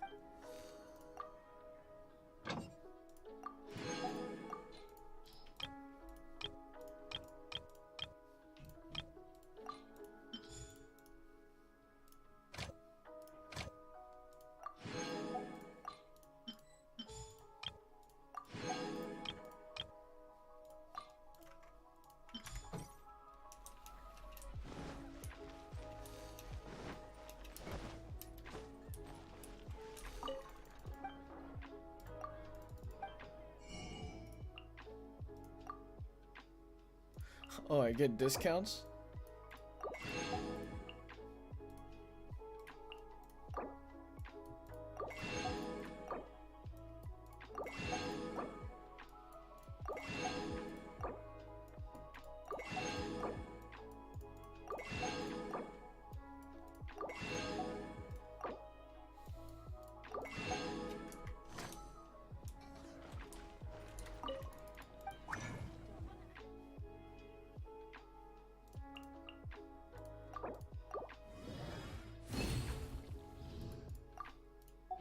Truly is fascinating.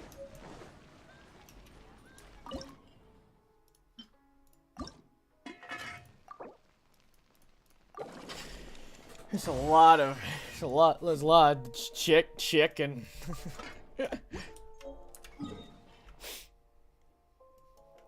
Oh, now I gotta see the forged items.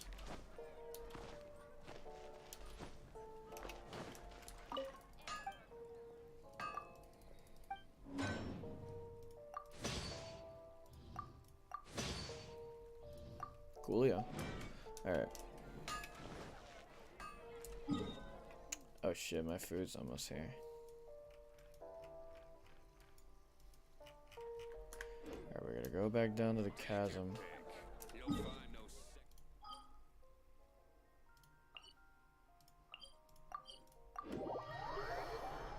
And then we'll have a little bit of a reaction break. Probably watch some videos while I eat. And then we get back to gaming. More speed.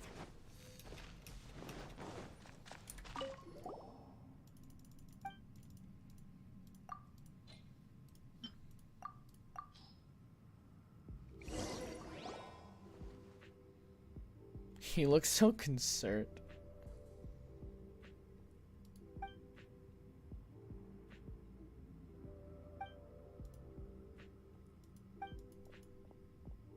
Why'd she run up like that?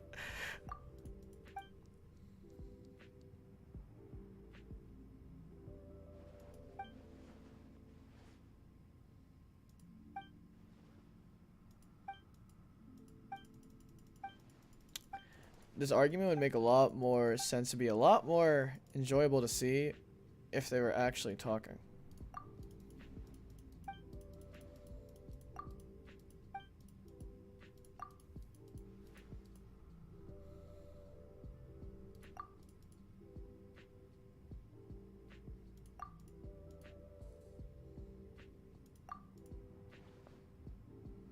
He looks so pissed.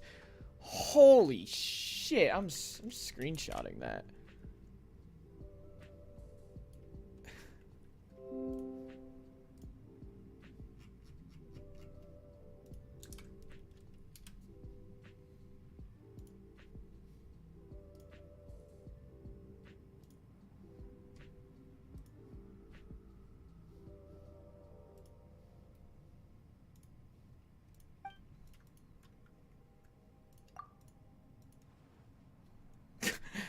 Actually got mad. Real, by the way.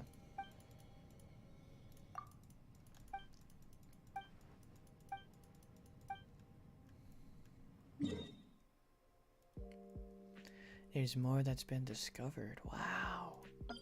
Wow. So cool.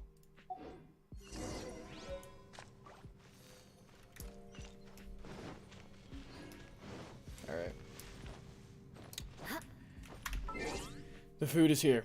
So I'm going to BRB, go grab that, and then watch some videos and then get back to gaming maybe. I don't know. I might end stream.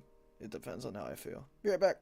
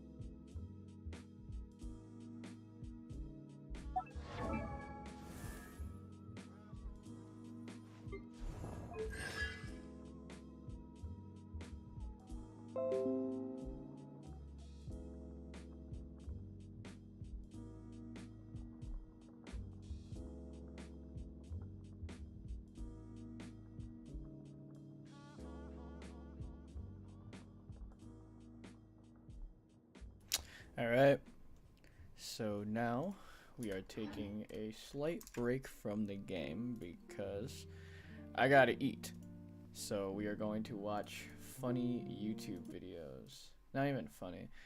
We're just gonna watch YouTube videos. Do we want to react to Hungrybox's Smash tier list? Let's react to Hungrybox's Smash tier list while I eat. Because I am genuinely intrigued by what he has in store for me. So let's see what his low tiers are while I eat. Wow. You're doing great with that twirling. What's up, Brad? Dad, I'm spinning. Oh, you're right. The Thomas High School. Yep. I remember. Switch to progressive and you can save hundreds. You know, like the sign says. We're both working from home. The high-speed This internet is bag, absolutely critical. Get Get put my Fios, the food in. 100% fiber optic network with It's upload speeds as trash. fast as download. Internet plans start at just This is $39.99. so bad. And now when you Oh, switch, get up God. to 12 months of Okay. the Disney bundle on us, only from Verizon. My friends, welcome to the final Super Smash Bros. Ultimate tier list. Since all the balance patches are done and every character is out, I've completely remade the list from scratch. And every character this time is ordered from beginning to end. Characters will still be in tiers, and I'll be revealing every character from the very last character to the very first. Okay. Videos will be split into even amounts of characters rather than specific tiers. In this list, I've also eliminated one of the past tiers I used. Better see Consolidated three middle Kazuya tiers in the into low just tier lower one. mid, upper mid tier characters. Get ready to speculate down in the comments who will be coming next and your opinions on this tier list. And without further ado, let's get on with it. It's going to be quite a lengthy list. I'm going into a little more like detail for each character, but I'm really excited to share it, and I'm pretty This sure burger looks so fucking good. this is probably the most accurate list that I've made so far. I hope. I know they've been suspect a little in the past, but I really think this is the one. And if it isn't, I'll just get roasted for the rest of my life, and that's okay too. HBox DI. Alright, for this first video, we're starting off with the bottom tier characters, completing the low tiers, and starting the lower mid-tier characters. So here we go. Here, we'll be starting off the bottom tier characters, the literal worst characters in the entire game. Like, the garbage of the garbage. Like, this is what the garbage takes out to the street every Wednesday. You might see a couple of breakout games from these players, but never any gigantic major result upsets. And the worst character in the game, probably to no one's surprise, is going to be It's gotta be Ganon. Ganondorf. Yep. It sucks because I love Ganon, Ganondorf but is he's very so bad slow competitively. Movement. He's easily camped, he's zoned out by projectiles, and not only that, he is easy to edge guard. Now we can't forget the devastating knockback of his smash attacks, and the satisfaction a good read will get him. But because Nintendo is no longer touching up the game, Ganondorf is stuck with the recovery that he has. He had a slight buff, of course, that made the up be a little more quicker to act out of, but honestly, HBox is contender daddy. for the worst recovery in the game, and there's Real. just no forgiveness to his matchup spread. Every single matchup in this game he does have at least some trouble with. I mean, just watch Ganondorf Pika, you'll understand. Anyways, he's the worst. Number 81, Little Mac. Little Mac. When I think of Little Mac, recently I think of Peanut, because Peanut did place top 64 at multiple majors. However, Little Mac does have a bottom 3 recovery in the game. You gotta be really creative with it. Of course, the up B has some good priority to it, but it's just very, very short, and it leaves him lacking in a lot of... I'll be honest. I don't agree with this placement. I genuinely don't think like Little Mac is bottom 3 anymore. I don't know if that's a hot take or anything, but to me, I feel like there's just so many, like, it's not, like, I know Peanut's the most popular, but, like, there are other Little Macs out there that are actually showing, like, this character can actually do, like, really crazy and jank things. Yeah, like, he's gonna always have a bad recovery, but, like, and I wouldn't say, like, he's, like, mid-tier or anything. Like, I do think Lil Mac's still, like, not the greatest character in the game at all, but I don't think bottom 3 anymore. I genuinely think Little Mac has honestly beaten out a lot of the people who are, like, bottom tier. I feel like if you actually have a good Little Mac, like a competitive Little Mac, he beats out a majority of the characters that are in lower tiers. That's just me, though. I don't really agree with this placement out of it. Out of what we've seen, I don't agree with the Little Mac placement. That's just me, though. regards. His aerial attacks are virtually useless. Of course, there's easy setups that you can do, and interesting ones you can do, especially with Nair, which lead up to other Nairs, maybe a footstool, up here and there. It takes some finesse, but it's definitely there. However, in practicality, I don't think it's as consistent as it should be, and does not make up for the fact that he just is lacking in so many regards. Of course, if we were playing Street Fighter and there was no platforms in this game or edges, he'd probably be a top tier character, but we're not. We're playing Smash Bros. He's number 81, Little Mac. Thank you all for watching the tier list series videos that we've made. Worked really hard on it. To give back to you guys watching it, I'm giving away a $25 Nintendo eShop gift card for every 100,000 views the entire series gets. Be a lot of winners. All you gotta do is like, comment, and subscribe, and you're entered to win. Good luck, and let's get back to the video. Number That's 80, a W ship, man. and the last character in the bottom tier is Dr. Mario. Really? Really?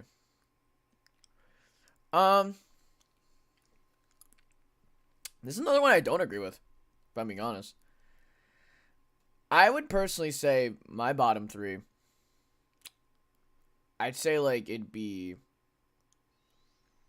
I agree with Ganon. I think everyone knows Ganon's the worst character in the game, by far. And then I'd say... it's very questionable. I gotta see the other characters he has down here. I know I wouldn't put Dr. Mario and Little Mac in bottom three, though. I know that for sure. Little Mac and Dr. Mario pretty much unanimously agreed to be the worst three in the game. Dr. Mario, he's just... I guess I'm not part of the unanimous. So he has a very slow movement, another bottom three recovery. And by the way, having a bottom three recovery, having a complete trash recovery, almost guarantees that you'll be in the bottom tier, at least for Ultimate. Something I found interesting. If your character cannot recover at all, they are bottom tier, no matter what else they have. It's kind of interesting. Again, he's vastly... I mean, this is Smash Mario, Bros. It makes sense. Does You have know what I knockback, mean? of course. His down B has incredible knockback. His back throw very, very strong. A really cool spike. His Nair, aka Sex Kick, got buffed. Lasts a little longer. Has good knockback. Pills can be tricky to deal with. And of course, up B can be a huge knockback move as well, too. He's like a burst character. He's like Ganondorf condensed down into Mario's size, and then you gave him Ganondorf's sort of recovery and his speed as well. He could have been so much better. If they gave him the Dr. Mario treatment from Melee, gave him that sort of speed and finesse, this character would be sick. This character would be awesome. Maybe a higher mid, maybe even a high tier. But there's just so many problems with him. My thing about Dr. Mario is Dr. Mario should be more of a, like... they should treat him like Marth. I wonder where he's going to place Marth in this whole tier list, because depending on how he treats Marth, and depending on how he treats Ryu, that's how I'll feel. Because I feel like Dr. Mario should play a role similar to, like, Marth and Lucina, where, like, you pick him depending on matchups. Like, that's what you should do, in my opinion. And in Dr. Mario's matchups, like, where he actually can do stuff like, like, he can actually be, like, pretty decent. Chrom is the best character in the game, though. Bad recovery isn't that bad. I mean, bad recovery, man. Louis Money previously placed well with Let's Dr. Mario see. before driving the character, and Sumu Soto has gotten surprisingly impressive results in Japan, but Dr. Mario will round out our bottom tier at number I also wonder where All right, low where you tier. put Sora here Finally, we're in done this with whole the tier list. absolute worst in the game, and on to the almost worst in the game. In the low tiers, you can start to see a bit more leniency in matchups, and the characters can make periodic shakeups if their opponents aren't keen on matchup knowledge. So whereas the bottom tiers every once in a while can make an upset, these low tiers can maybe make an upset run if their opponents have no idea what they're doing. And you'll see why in a second. So, to begin our low tier is number 79, Isabelle. That is one of the people I'd say is bottom three. I think the only reason he doesn't have Isabelle bottom three is because her recovery isn't bad. That's, like, maybe the only thing that, like, would not put her bottom three, but I literally hate everything else in her kit. She doesn't really do anything well enough to, like...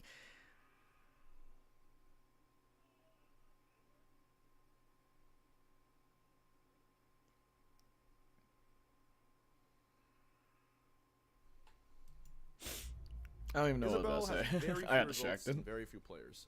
The reason she's in low tier and this low on the list is because she's lacking in kill power and landing options. She's vastly overshadowed by Villager, And Villager we'll get more into later. You can see a lot more why he has so many more options, especially when you have a player like Javi on Earth showing that. But in general, it's everything you like in Villager, just taking down a lot of big notches. Of course, she does have some good trapping options for neutral that help reduce. Watch Robin be bottom 10. Bit, right? You got that Honestly, rod, which can be some good gimps. There's possibility. You've got interesting use of There's possibility he's bottom 10 on this list. Play. Turnips can be A lot of people sleep on Robin, and, in my opinion. In general, you know, her smash attacks, especially up smash and forward smash, huge knockback, but kind of predictable. And if you shield them, you should have enough time to get some sort of punish or read. Her recovery is good, of course, lasts a long time, but if you pop the balloon, she's a goner as well. She's very lightweight. Yeah, just pretty much a nerfed Villager in a lot of ways. And yeah, 79, Isabel. If you go win with Isabel, it's very, very impressive. Number 78 is a character that seems to just be bad in almost every single Smash game, apart from like 64 and maybe Brawl? Life in the big city. Ain't nothing This like is it. this character has been in every game. Is it gonna be Kirby? It's probably gonna be Kirby, right? Who's gonna Brawl or not.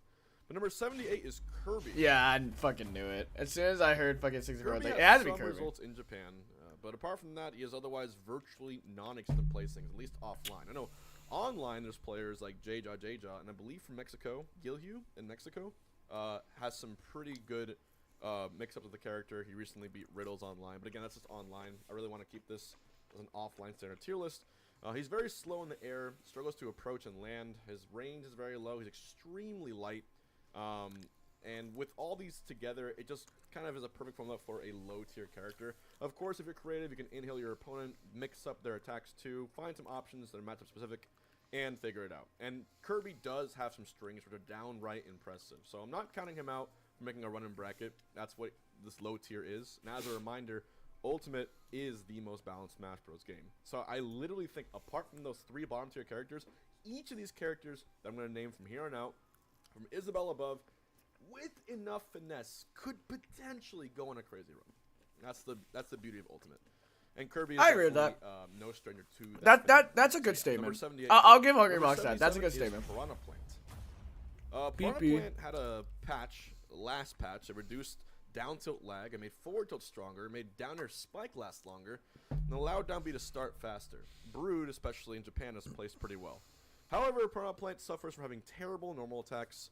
The fact that Piranha Plant is slow, easy to combo, juggle, and edge guarded if wary of gimmicks. Now, you do have a spike ball, which can be really, really devastating against floaties and lightweight His characters. neutral B is like A lot one of the only knockback. things that Plant is a actually like strong keeps character. him But the recovery afloat, is in my predictable. opinion. It can be a little like topsy-turvy and hard to read, but as soon as you catch a fine read, it's easily spikeable.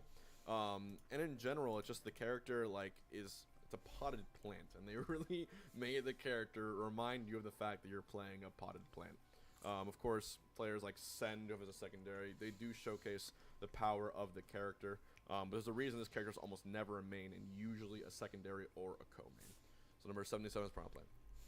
Number 76 is Lucario. Really? Lucario, of course, you know, Sue, the legend from Japan. He I plays think pretty well in Lucario's Japan bottom majors 10. Using Lucario, but this also low? alongside Terry. Another thing you notice, a lot of these low tiers, they usually are a secondary or a co-main, as was the case with Plant.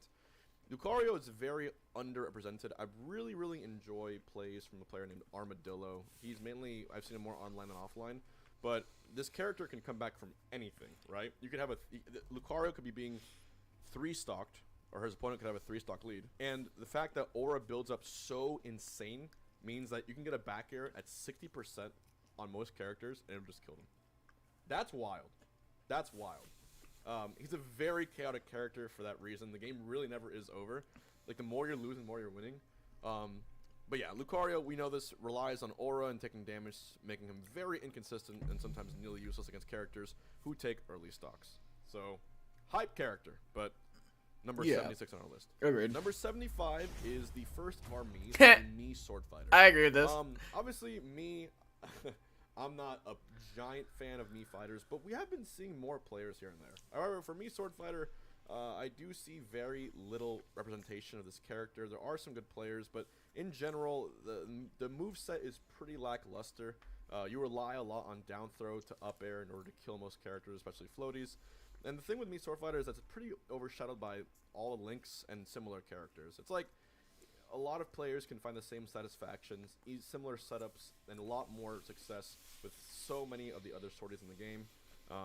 So yeah, to me, when I choose between me Sword Fighter and maybe some of the links, I definitely float towards the links. But some people are diehards and they find some good setups. Of course, me Sword Fighter has some annoying projectiles like the tornado and that little spinning ring disc. I forgot the name of it. But if you use those, you can probably scare your opponent. In general, though, definitely the worst of the Miis. Number 74 is Ridley. Wow. Ridley, a big body.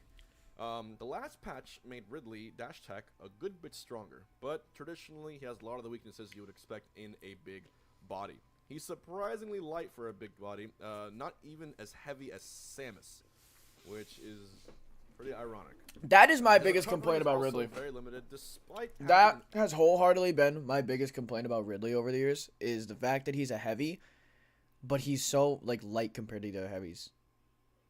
It doesn't make any sense. It literally makes no sense to me, especially since everyone complained about this character making in because of how big he is, but like he's lighter than Samus. Like, it doesn't make any sense. It genuinely doesn't. Extra mid-air jump.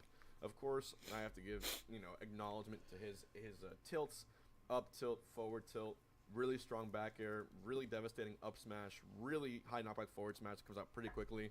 Some good ways to gimp your opponents and to catch them off guard and kill them early, but he's combo food, he's just really, really big. And the up B, while it has a lot of priority, it's slow, has some startup, you can probably see it coming. And yeah, I feel like I've seen less and less Ridley players as time goes on, the notable exception being Nair from Mexico. And you're going to hear the phrase from Mexico a lot. Gali Hucray from Mexico, Ridley from Mexico. Turns out Mexico has a lot of the best players for a certain character. Go figure. Number 73 is Ice Climbers. Oh, Ice Climbers in this game, so strange. Because in Melee and Brawl, they were either a high tier or top tier character, depending on how handoffs / wobbling / desyncs worked. But in this game, it just makes it that much harder.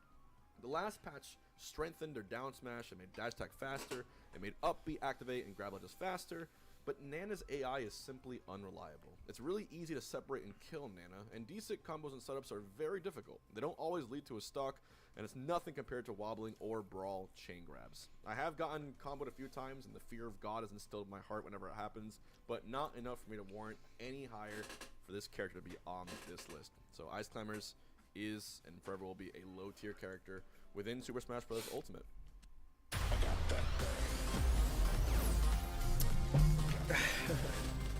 I need to get YouTube Premium or We're something, in their dude. corner and on it, because their local agent is a small business owner too.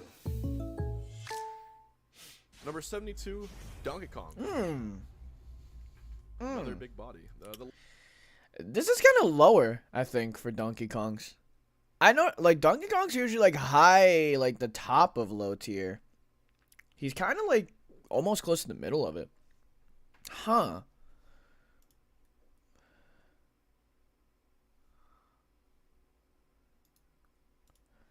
It's weird.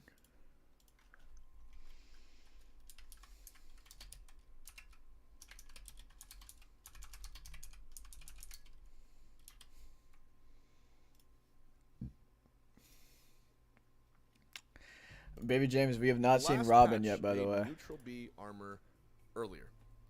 Increased jab 2 frames and lowered cooldown, as well as adding hit stun to the down tilt. But DK has the typical big body weaknesses, as we were talking about with Ridley.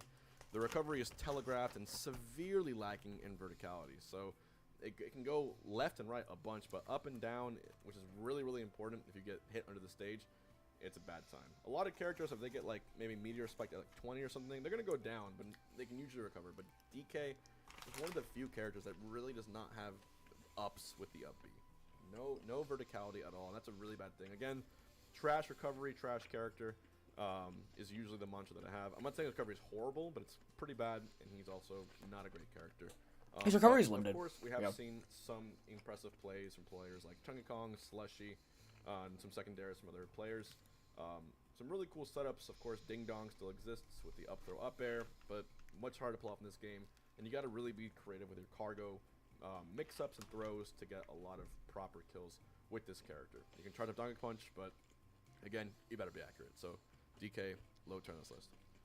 Number 71, King DDD. I think you're seeing a trend here with the big bodies. King DDD, I love this character. I mean, I've played him to bits. He was my main in Brawl, secondary in Smash 4, and this game. I think he's got a really cool flow to him. However, he does have the slowest airspeed in the game. He has a big body. He has very poor disadvantage state. He's edge guardable. You can read him a lot of things. Gordos can be very annoying and very useful if done properly, but it requires you to sort of play a very patient game. Up tilt can come out quickly. Back air is really, really strong, but takes a while to come out. And when I think of King Dedede, the big upset, of course, was Atomisk over Dark Wizzy, proving the character has some form of viability. But man, some matchups of this character are downright atrocious and relies on just hard reaching the character. I love this character, but I forever think he will be a low-tier character.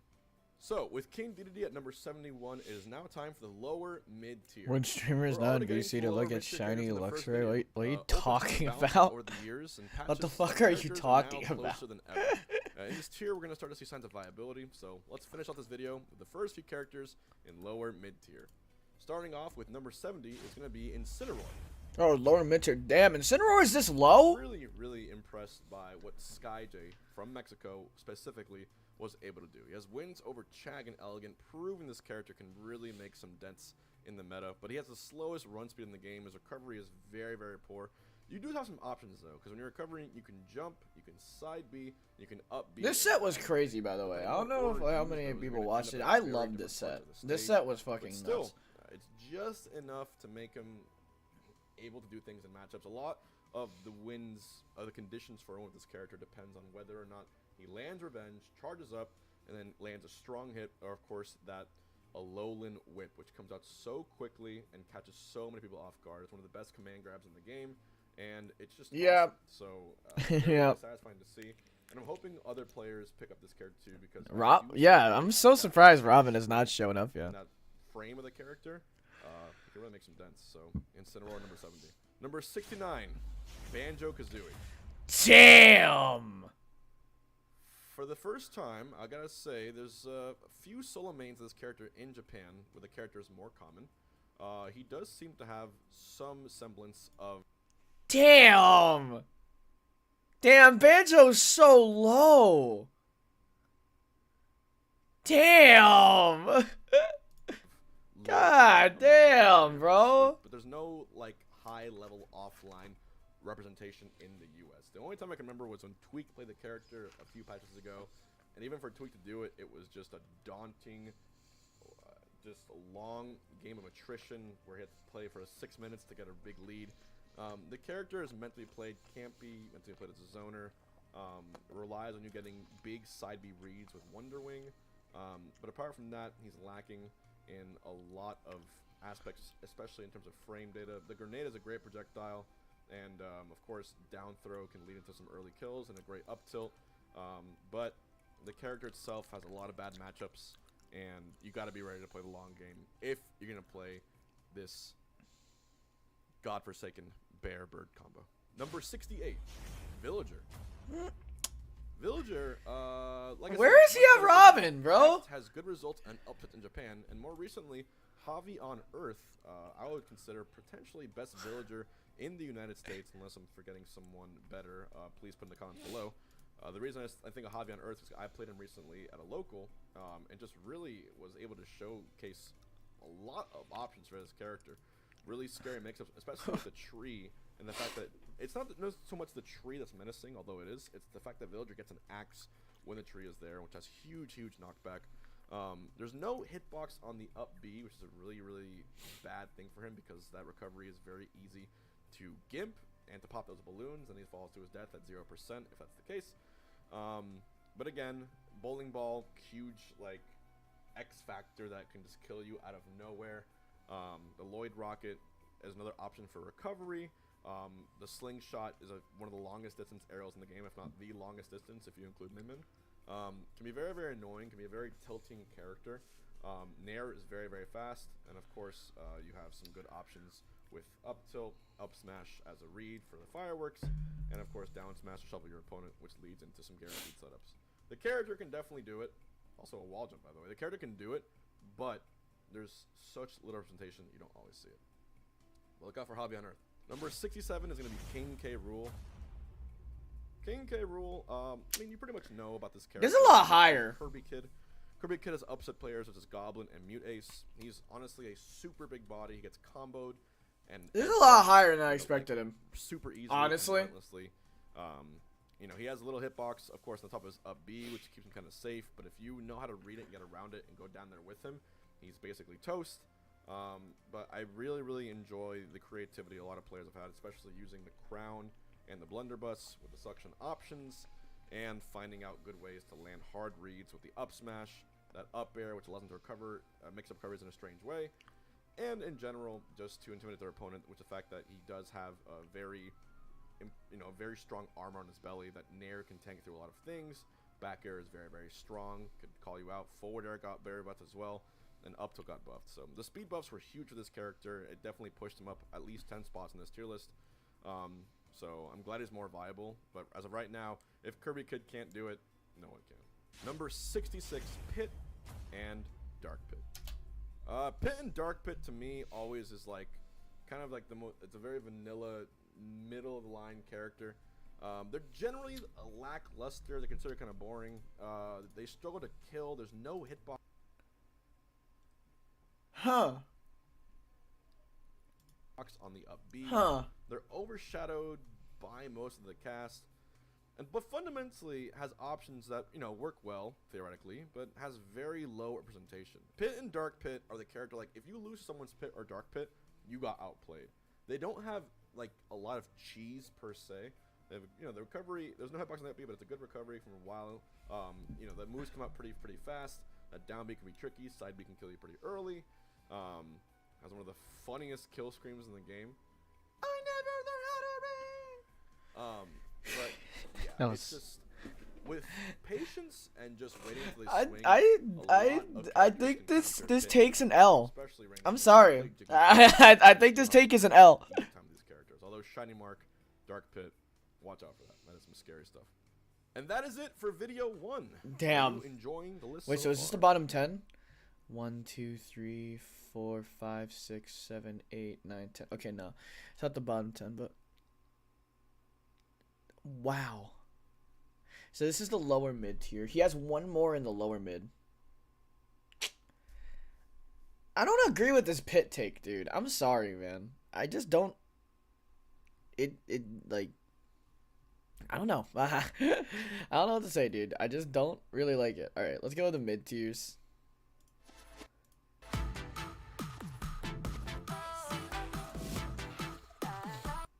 To the final Smash Ultimate tier list. This is part 2. And then I also don't agree with the fact that he's making this like his final tier list. I don't think that's a good idea.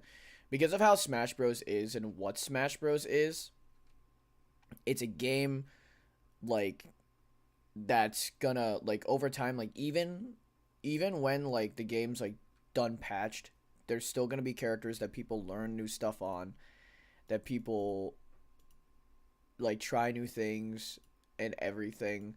And I don't really think you can really advertise a final tier list like this. It can't be the definitive tier list. This is gonna get outdated as time goes on, in my opinion. Maybe not like the most outdated, but like there's still going to be takes on here that do not age well. There you go, watch video 1 on the low tiers if you have. Meta Knight. Meta Knight had a good last patch. It made up smash, up throw, fair, and back air a lot stronger. I will say he does lack some notable results beyond locals. I do have some Meta Knight players that come to mind. I think of Bonk as one of the main ones. And of course, when you see these characters and these players do really well with Meta Knight, one thing you'll note is how well they're able to get these insane gimps with this character, especially up air, up air, up air, up B chain, and maybe some edge guards into tornado with devastating knockback. The character does rely a lot on these gimps. However, he does have a very, very good forward smash that's basically nearly impossible to punish. He does rely on these touch of death setups, but when you think of touch of death setups, you get overshadowed by Fox, Greninja, characters of that sort. However, I think I do like where he is in this list. He's not completely inviolable, and he's not the game-breaking god that he was in Brawl. You have to really work for the kills here, and that's why he's become more of a fan favorite when you see him there. So props to Meta Knight players. Of course, he's got a really good recovery. He's got multiple jumps. He's got really, really fast frame data, but he does have weaknesses, and a lot of players know how to take advantage of it now. So Meta Knight 65. Thank you all for watching the tier list series videos that we've made. Number 64. Me Gunner? Me Gunner. Me Gunner. Me Gunner to me is the middle of the pack for the Mies. Capitancito specifically performed well at Smash World Tour. I like that this person's name is The only Yamcha, good by the though is way. it does rely on camping and lack of matchup experience. They do have a flow chart, and they want to sort of get in your head, mentally drain you, and then execute you. But again, when you're talking about that sort of style, you're overshadowed by characters like Samus, like Rob, so on and so forth. 8 out of 10 Meta Knight. Who would be playing Gunner sort of gravitate to those characters instead. But I will say though, me Gunners, I really, really like character players that can get hard reads, especially with that forward smash and up air, which sort of have that long-lasting hitbox. It seems pretty cool when they get it, and you gotta sort of have some hard reads there. A lot of finishers too, they use a up smash or a good forward smash, and Capitancito proved his character can get really, really far in a bracket. But again, you gotta be very, very patient. Number 63, Duck Hunt. Duck Hunt. Duck Hunt is a pretty weirdo character. Not gonna lie, one of the most strange characters in the whole game. Very few results outside of local placements. You rely on complex, inconsistent setups, poor disadvantage, and recovery. Duck Hunt, though, is pretty much represented by only a few players. Of course, Raito from Japan comes to mind. One thing I will say about Duck Hunt, though, is that in the most recent Smash World Tour Platinum event, which was ultra hard in Brazil, a Duck Hunt actually ended up winning the entire tournament. So it's technically a Duck Hunt winning a major. He goes by the name of Sakai Dago. It was unexpected, but yeah, the guy just legitimately won the tournament with Duck Hunt and sort of didn't hold back. So he's a player from Chile. I think he's ranked 10th on the Chilean power rankings.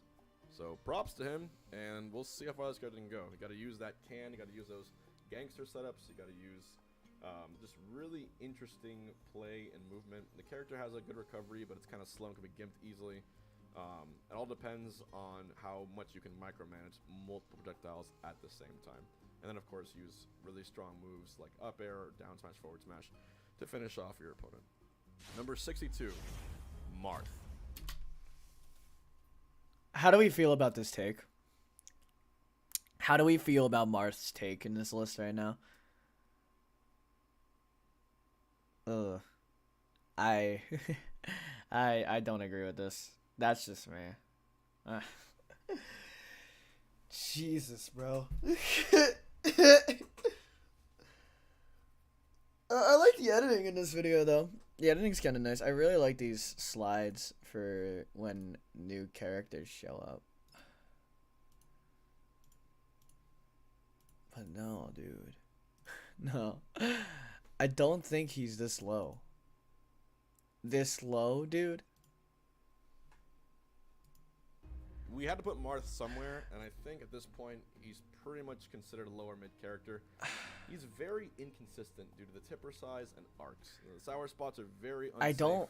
I don't agree with this at all, bro. Marth is definitely vastly overshadowed by Lucina, but there is a few players that come to mind. I remember one that was very notable for me was Ignace from SoCal.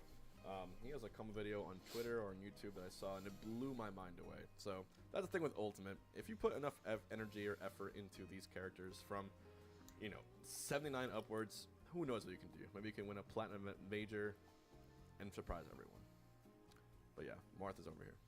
Number 61, Lucas. Why is he so high?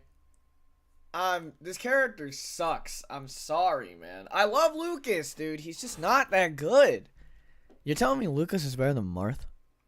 like, come on, bro. Choco Taco. This is what I always say. I always say, like, when it comes to tier lists, whenever you go from, like, the low tier to, like, mid tiers, usually people agree on the low tiers. It's easier to distinguish the low tiers than the higher and mid tiers. And this is a great example of it, because like I was agreeing with like a lot of the stuff he had in low tier. I will not lie. He had good takes for the low tier. Some of them iffy, like I don't agree that Little Mac and Dr. Mario are bottom 3. But I'm not liking the takes. I'm not liking the takes now. Who actually upset Cola at Let's Make Big Moves. So right there, proof of the upset potential of this character. Lucas, of course, overshadowed by Ness, but he's different enough from Ness where you can justify why certain people like playing over it. He's easy to edge guard. He does have some interesting combos. He's very spam worthy with PK Fire. Frame data can be pretty decent, but he has lackluster moveset and hitboxes. He only has a few combos that come to mind. And you got to really rely, again, on sort of these hard reads and fast reaction time, because the character is going to be tossed around pretty hard. You got to be patient again, space out your opponents, and make sure you're prepared to hear PK Fire many, many times ringing in your eardrums. Our ancestors had a mystical connection with red pandas. This ad better lead to a good take. 60, Zelda. Zelda. Zelda is a character in Smash Ultimate. Wow, H-Box, good going. But no, she has some slow movement, and her sweet spots are pretty inconsistent. She relies on the Phantom Knight and a lack of matchup knowledge to really shine. However, I will say that players such as Ven, who I think Ven is pretty much the rep for Zelda at this point, really showcase the damage that Zelda can output.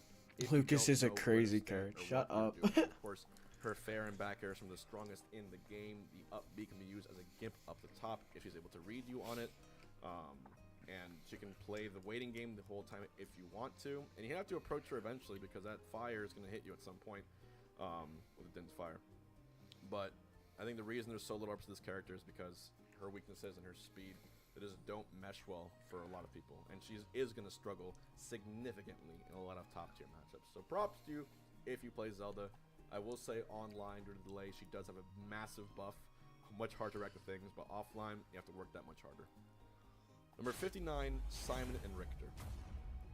They're really high. Dom is who I think of for Simon and Richter, because he upset Goblin in main stage, and he actually managed to place 13th at Glitch Infinite. I call them Dombos, and a pretty good, indicator of what the character can and can't do. The problem with Simon and Richter is that they are super easy to gimp.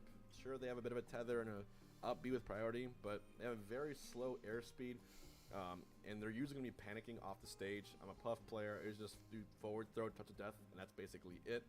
They throw furniture at you all day, as I mentioned before, and the meta for them really revolves around hitting these Holy Water, Holy Fire setups, getting these tilts. They have very good tilts in the game, of course, launching a back air at a good distance, keeping just enough distance between you and the opponent so that you can maximize the big move hitboxes and the big knockback on those moves while trying to keep yourself safe. So good luck using them, because they have slow airspeed, and it's really, really hard for them to keep up with certain matchups in this game. Number 58, Bowser Jr. Bowser Jr.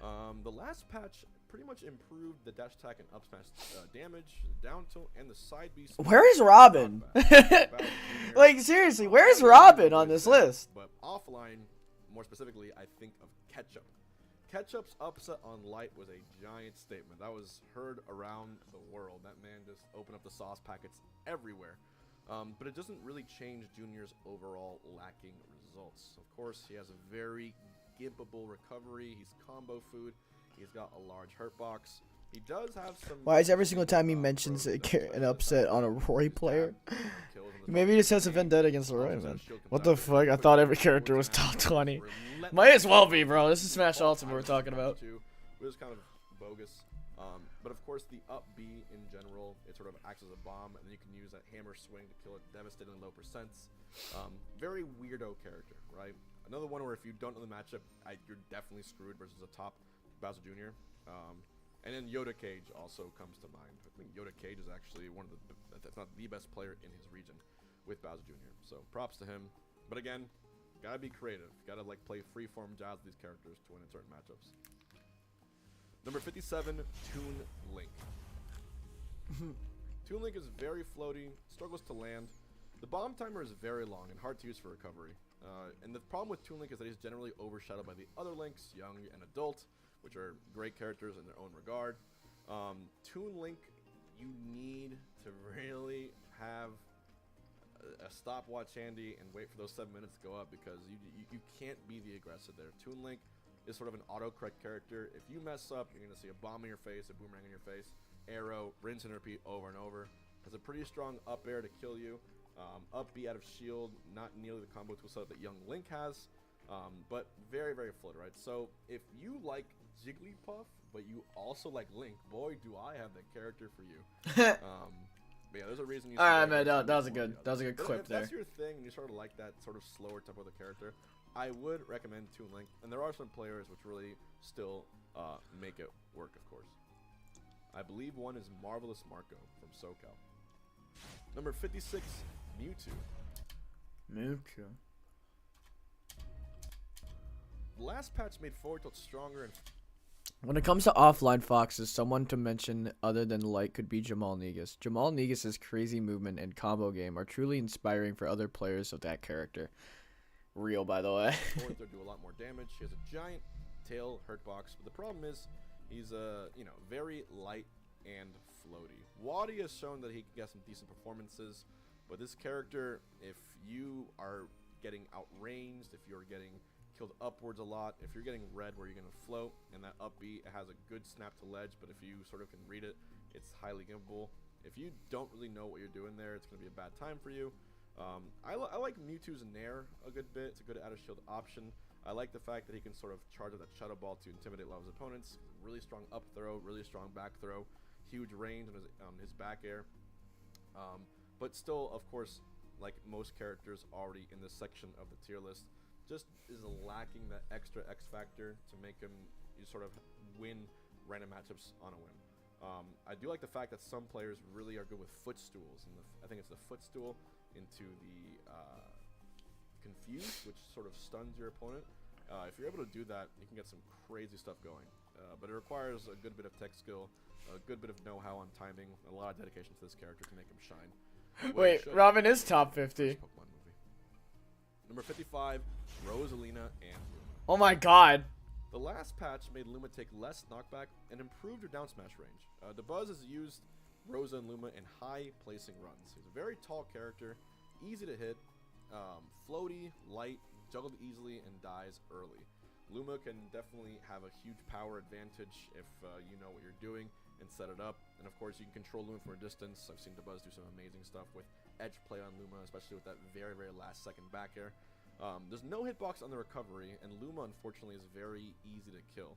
So, in general, again, if you're going to play this character, you got to take advantage of the fact that the player probably will be trying to kill Luma a lot of time, and you want to punish them while they're going for Luma, but that's not always easy because she isn't exactly a fast character. And I can definitely tell why DeBuzz has opted to play just a lot more Olimar or Alf over Rosa and Luma. But I have no doubt, I can still see this character still having some reps, but man, compared to the beast that she was in Smash 4, it's no wonder you don't see her too often in this game. Hey, do you ever walk into a room and completely forget why you're there? Yeah, totally. Number 54. What? Jigglypuff! Jiggly! Look at this Roy player getting upset. All admitted. Jigglypuff is a mid-tier character. Base Mage, thank you. Sabi got into Summit because he made multiple upsets, got top 8 at that tournament. Although Puff is the second lightest character in the game, she still has some crazy options that can kill you in seconds if you don't know what you're doing.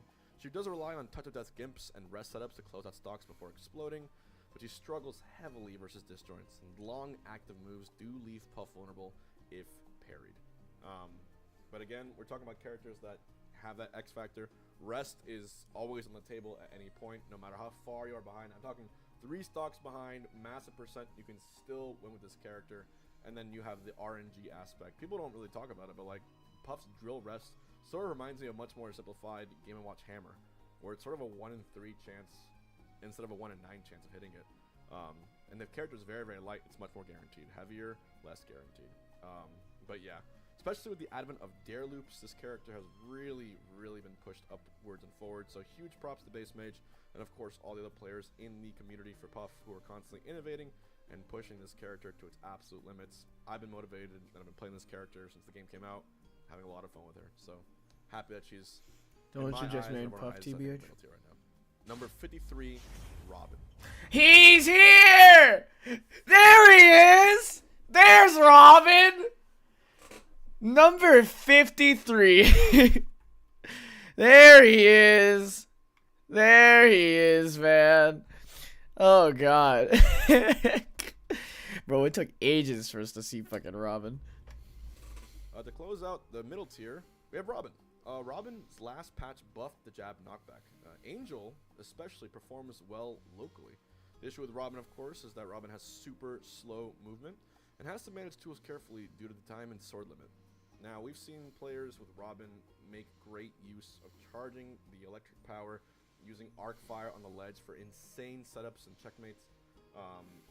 It's a character that is, in a sense, hard read, but the up B has enough sort of like aerial drift where you can maneuver it and mix up where you're going to be.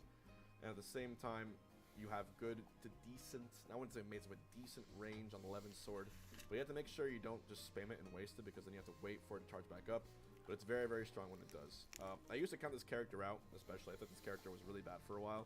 It took me, especially this year, to realize everything Robin can do. And I really do think Robin can go on a great run, especially at a national. I could see Robin making top 8 at a national, especially in the hands of a player as talented as Angel. So definitely be on the lookout for Angel. And I'm expecting a lot more players to play Robin, because the character is getting trickier and trickier. Upper mid-tier. Alright, so we've got about half of the mid-tier cast down, and we're jumping from the lower mid-tier to the upper mid-tier. While it's very similar, I feel this grouping of the mid-tier is a bit stronger overall than the others, where we started to see more representation and results. You need to really be prepared with matchup knowledge for this upper mid-tier, since you're starting to see like this characters pretty often in the brackets.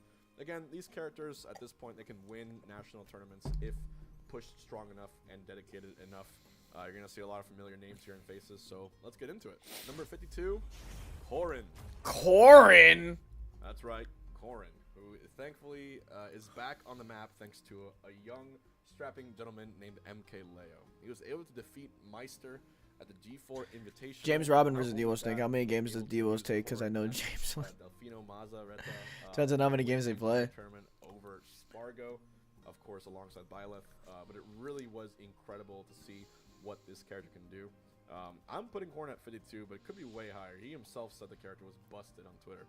Yeah, that's what I was gonna say. Honestly, I think Corrin should be higher. That's just I think Corrin should be like way higher than this, in my opinion. Corrin, I like Ray knows. I've been preaching. We've been preaching that Corrin's a lot better than people gave him credit for. It's just people are now noticing Corrin's good because MK Leo played them. That's it. Of course, of Corrin, probably the best of the solo. When it comes to online Robin, someone to mention other than Joe could be Baby James. Baby James' crazy movement and combo game are truly inspiring for the other players of that character. They could improve more with more, representation and top players playing them. Actually, almost be Joel. And is overshadowed by higher ranked sorties. But my goodness, when you play Corrin, try just landing a backer and just. Yeah, no, Corrin should be way higher than this. The fact that when you charge a forward touch on someone, they're sort of stuck in shield. Like number 52. I mean, I like that Corrin. I like the Corrin's not like underrepresented in here, but like, dude, if you feel like he said right then and there, Corrin in some people's minds should be way higher. He should. Corrin should be way higher than this. Hit. The priority on the up B, the strength of her throws, the range of her up air, the knockback of her up air, the range of her nair. There's a lot of good things going for Corrin, and I'm expecting a lot more players to pick her up now that Leo has shown the light. Not Leo has shown us the light, rather. Number 51, Ike. Ike was the original bad boy for Ultimate. The original, like, is this character maybe the best in the game? We're discovering it. Of course, he's not the best in the game, but he's an upper mid-tier character. Jab 3, up smash, and side B all received knockback buffs in the last patch. Results largely dropped off when Leo stopped using the character. Issue is Ike has a very telegraphed neutral and slow frame data and movement. On top of that, his recovery is very susceptible. Of course, side B goes pretty fast, and up B can spike you. But if you know what you're doing, you just punish it at the peak, or sort of read where he's going to land. I wouldn't call him Gandalf with a sword, of course, because he's way better than Gandalf. But he's a slow man. But that nair, my god, that nair. That nair alone could end wars. so you're gonna see a lot of spam for that character. Definitely receives a huge buff online. Offline, you don't see as many results. I remember Raven King was one of the main reps for him, switched to Joker. That fucking gameplay in the background. When James might be the best Robin in North America because they all quit or drop the character. But still strong enough where he can make upsets and still combo consistent enough to win a lot of matchups. So number 51, Ike. Bring a tangy, restaurant-inspired twist to all your tacos, fries. Number 50 is Pichu. There's not too much to say about Pichu. Of course, since that infamous nerf on the forward tilt, Pichu has dropped multiple tiers and hasn't. Another Roy getting upset. He's generally lacking in results post-COVID. Real? He's a character in the game. It's too much glass, not enough cannon, very inconsistent. It's just so hard to justify Pichu when Pikachu is right there, you know? Has some speed and can be a little annoying mosquito to catch pretty often, but it's Pichu, you know? Just play the bigger one. Play the bigger rat. I did like seeing the cat play Pichu at Summit though, although he didn't make a huge run or anything. He had some games that he was doing some crazy options and sort of going off crazy with combos, and if you could just do that but every single time, it would be a lot more interesting to see. I just wish they didn't nerf it to the ground so hard. Number 49 is Hero. Really? Really? Really?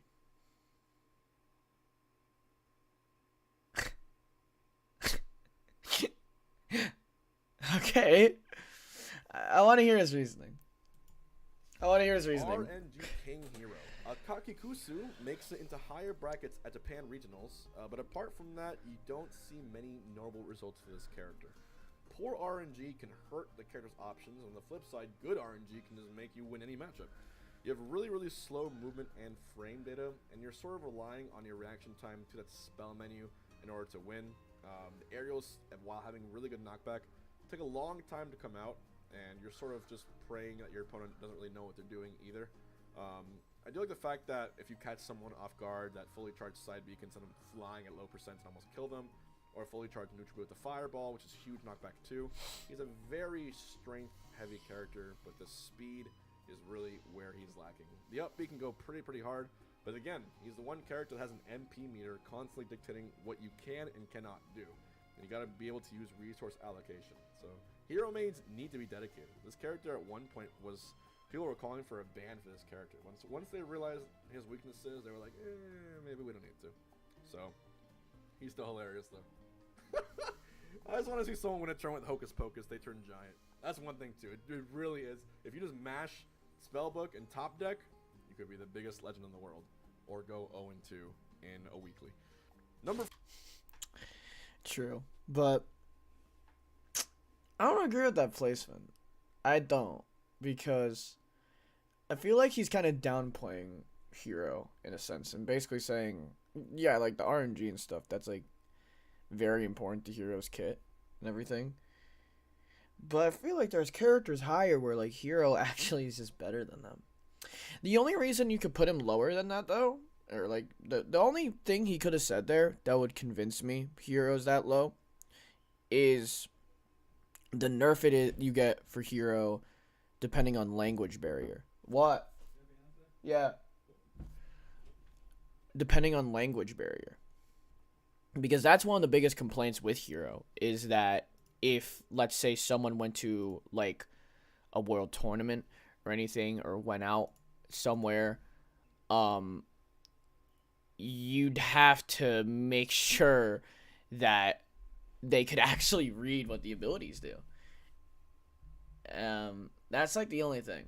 That's the only, like, big thing that like, could warrant me saying Heroes there. Because this is an offline tier list. This is based off of offline. I just don't agree with that placement. That's just me. I think he should be a little bit higher. 48, Wii Fit Trainer. Real. I don't agree with this either. I don't agree with it either, Trainer dude. is here. Trainer's good. John numbers, Varun, and 9 Super Pi perform well locally, but they fall short at majors.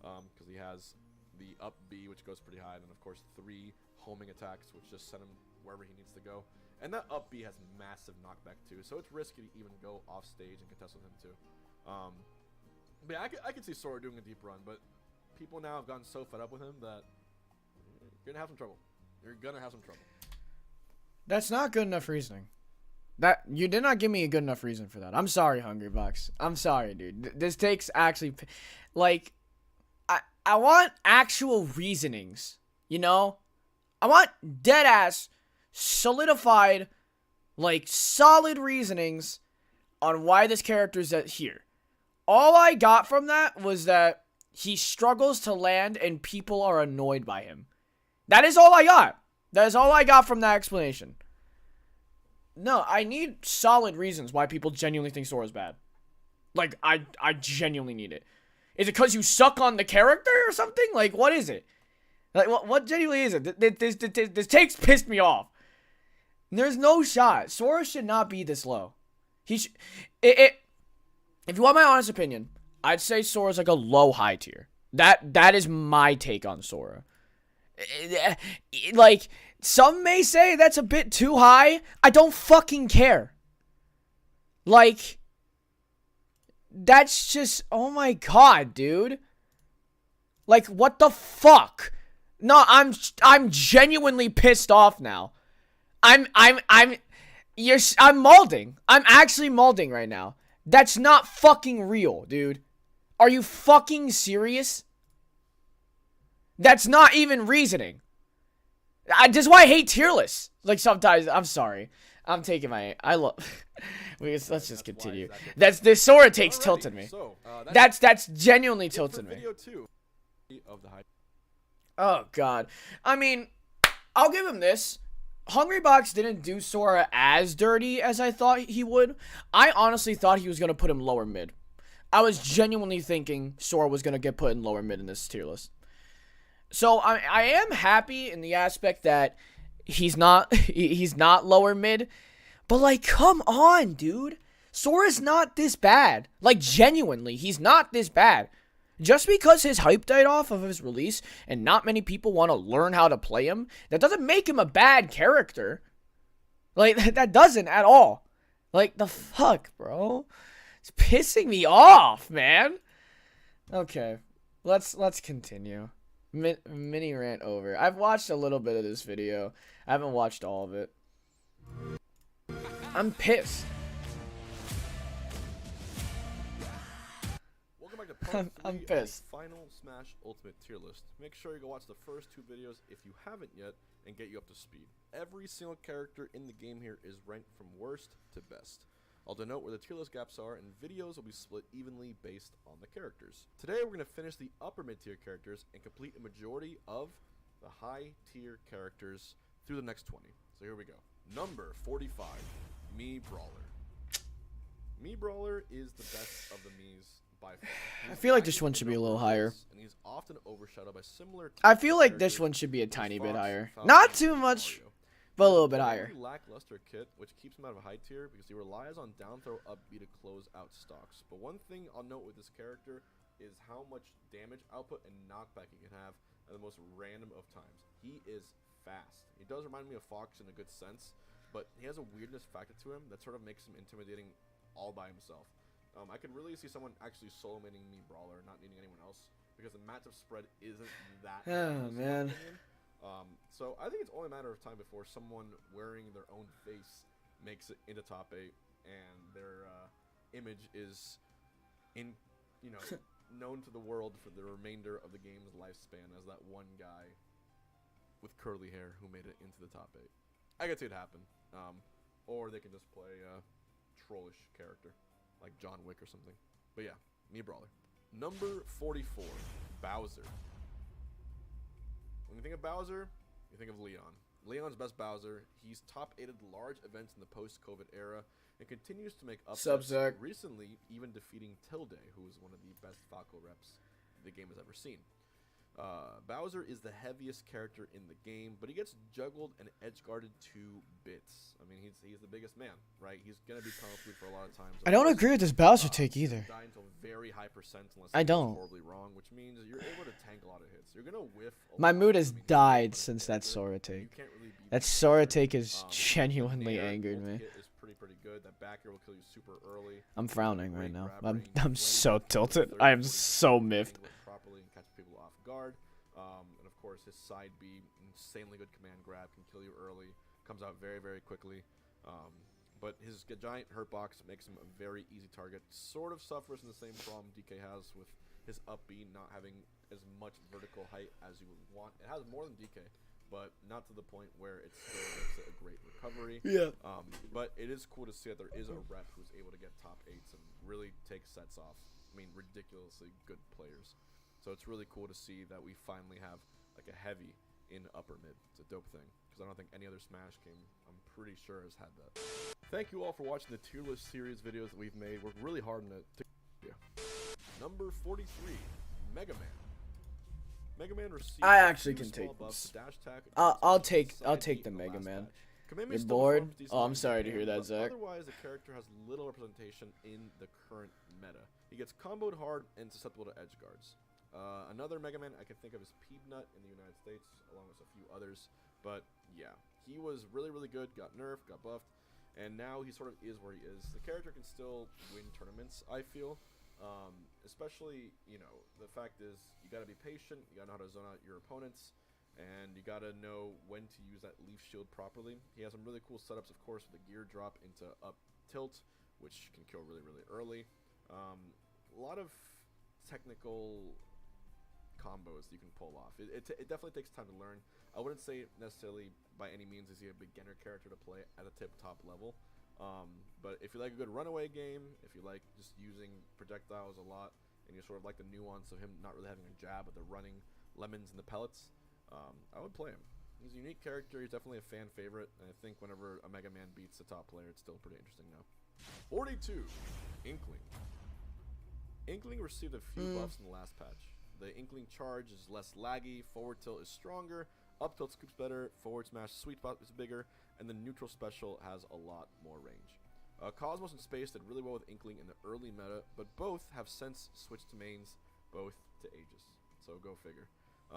Inkling, of course, struggles to close out stocks without landing a That was roll. probably the most real thing I've heard Hungrybox say this entire video. That Aegis thing. That was probably the most real thing, honestly. An honest character until you consider Roller. I still think Roller is a very, very broken move. Just insanely hard to break out of too. I feel like, I don't know if it's like a placebo effect, but it's got to be the hardest grinder move to mash out of, so you can tire out your opponents pretty well. Has some good kill power too. By no means a bad character at all. Definitely belongs in upper mid. Would have put her maybe in high tier, but I think this is a good place for Inkling to belong. But the reason they're here and the reason so many of the names have switched to other characters is because they can simply do more with the same fundamentals. Number 41, Greninja.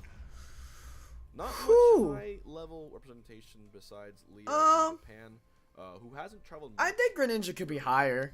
Greninja has a really poor out-of-shield game, but we could potentially see an improvement with better player representation. I've seen a number of top players sort of secondary or dabble with the character. Like, I like watching Leo's Greninja a good bit. One thing you gotta note though, this is a slippery character. Like, the combo potential here is pretty massive, and you just gotta use that to your advantage. You have to like overwhelm your opponent with speed and mix-ups and options, and just try to make them get into a bad spot where you can land a really good finishing blow with Greninja, or set up, of course, into that up smash. We've seen really good drag downs with Greninja's up air. Sort of reminds me of Joker's up air a little bit, but has you know, I think a bigger range, but kind of slower. In general, though, Greninja, it takes dedication, but I really, really think you can do some of the most unique movement options and setups in this game that no one else can really do. So, Greninja 41. Meet your next pillow. Fucking hell, dude. Why do we make our pillow in the shape of a cube? I'll tell you. Number 40, Link. Link received some buffs in the last patch. Down tilt starts combos better, up smash is stronger, and jab is faster. This character has nutty knockback on a lot of his moves. He's very strong. But outside of Zamba and Grand Finals of Glitch, I'm sorry, We don't see many Link placings at majors. He's generally a slow character that can be overwhelmed and edge-guarded pretty consistently. But in terms of what you can do with mix-ups, especially with recovery, I've seen a lot of top Link players blow themselves up with the bomb. It's been known for a while, but how they do it now is just more and more unique and precise. There's like pseudo-infinites you can do with the bomb if you're technical enough. There's a lot of, reward this character can give you if you manage to learn the much more complicated setups. But in general, even if you're a beginner, it's a good keep-away game. Throw a boomerang, throw a bomb, you blow them up. If they get too close to you, you can use a really safe down tilt, really safe nair. You can up B at a shield. Recovery is pretty decent. And just, he's different from, of course, the Link seen in the first 4 Smash games by a pretty good margin. But I think he's still a fun character. And I think his matchup spread really isn't that bad. Definitely could see this character being in top 8. But of course, his speed might be his downfall. Number 39 is Chrom. Chrom, I'll just say it, vastly overshadowed by Roy. I mean, hugely vastly. It's like Dr. Mario. Mario tier. Okay, maybe not that much, but, it's How do you feel about this Roy's Chrom much take? better character, in my opinion. Rivers notably placed well previously at Tri-State events, and Lavish has done well in the Midwest. Only problem with Chrom, rather, is that he's easily gimbal, especially by characters with counters. His up B goes straight up, straight down, so you gotta make sure you get to the ledge or right below it, or right above it. Otherwise, you're gonna die pretty quickly. And again, I've stressed the importance of recoveries in this game. Bad recovery means bad character. And again, he's not a bad character at all, but the recovery specifically just puts him a number of tiers below Roy, in my opinion. And you barely see Chroms nowadays anyway. Number 38, Ness. So, Ness has been around in the meta for a long time now. To me, it's easy to pick up. He's got a lot of great things going for him. He has a strong kill throw, great hitboxes. You got players like Send placing well at large events like Level Up Arena. You got really, really cool advanced setups with the Magnet. Really, really interesting edge guards and ledge play with a yo-yo. And of course, a burst X-Factor option with the PK Thunder 2, where he hits himself with a Thunder, and the knockback on the move is just ridiculous. Can kill people at mid-percents. Problem with Nesto, of course, is that he has a weak disadvantage state and poor recovery options. You can definitely recover to the stage by bonking yourself on the stage with the up B, then doing it again. Ness also has, in my opinion, the best air dodge in the game for recovery. Just that single air dodge is basically like a third jump in up B. And with that, you can have a lot of time off the stage. You can even like refresh invincibility, float off it, use a PK Flash or PK Thunder, and grab ledge again. So you gotta really respect him on the ledge. Has a really good nair at a shield, can really string you well with forward airs, and can chase you with Thunder in general. But if you know how to edge guard him, you're gonna not have nearly as hard of a time if it wasn't the case. So Ness 38. Number 37, Yoshi. To round out our upper mid tier, we have Yoshi. He has Yoshi at the top of upper mid. Pretty weird. Yoshi character, heavy character. It's not the worst take. Combos. You gotta hit Yoshi. I don't think he's the best of upper mid, but he's definitely upper mid. Versus disjoints, and we have seen what you can do with a well-spaced egg, with a really good upside side of shield, some jab setups, down B that does break shield. You got reps like Suarez, who perform pretty well with him locally. If you pick up Yoshi for the first time, you notice how easily his moves string into each other. His aerial drift is nuts. You can do like up air pretty easily, back air to kill. His smash attacks are pretty spammable and good. He's overall just a really like solid character. He's got an amazing nair, which is in front of him and behind him. The egg shield, which is kind of weird, but also you can finally jump out of it, which is nice. But again, in swords, disjoints, that's where he's going to struggle a good bit. And that up B with the egg, it gives him a little more push, but if you catch him there, you can edge guard him again. But he's got enough weight to him where you got to really like butter him up before you kill him. So solid character. He's going to round out our entire upper mid tier and mid tier in general. Yoshi 37. High tier.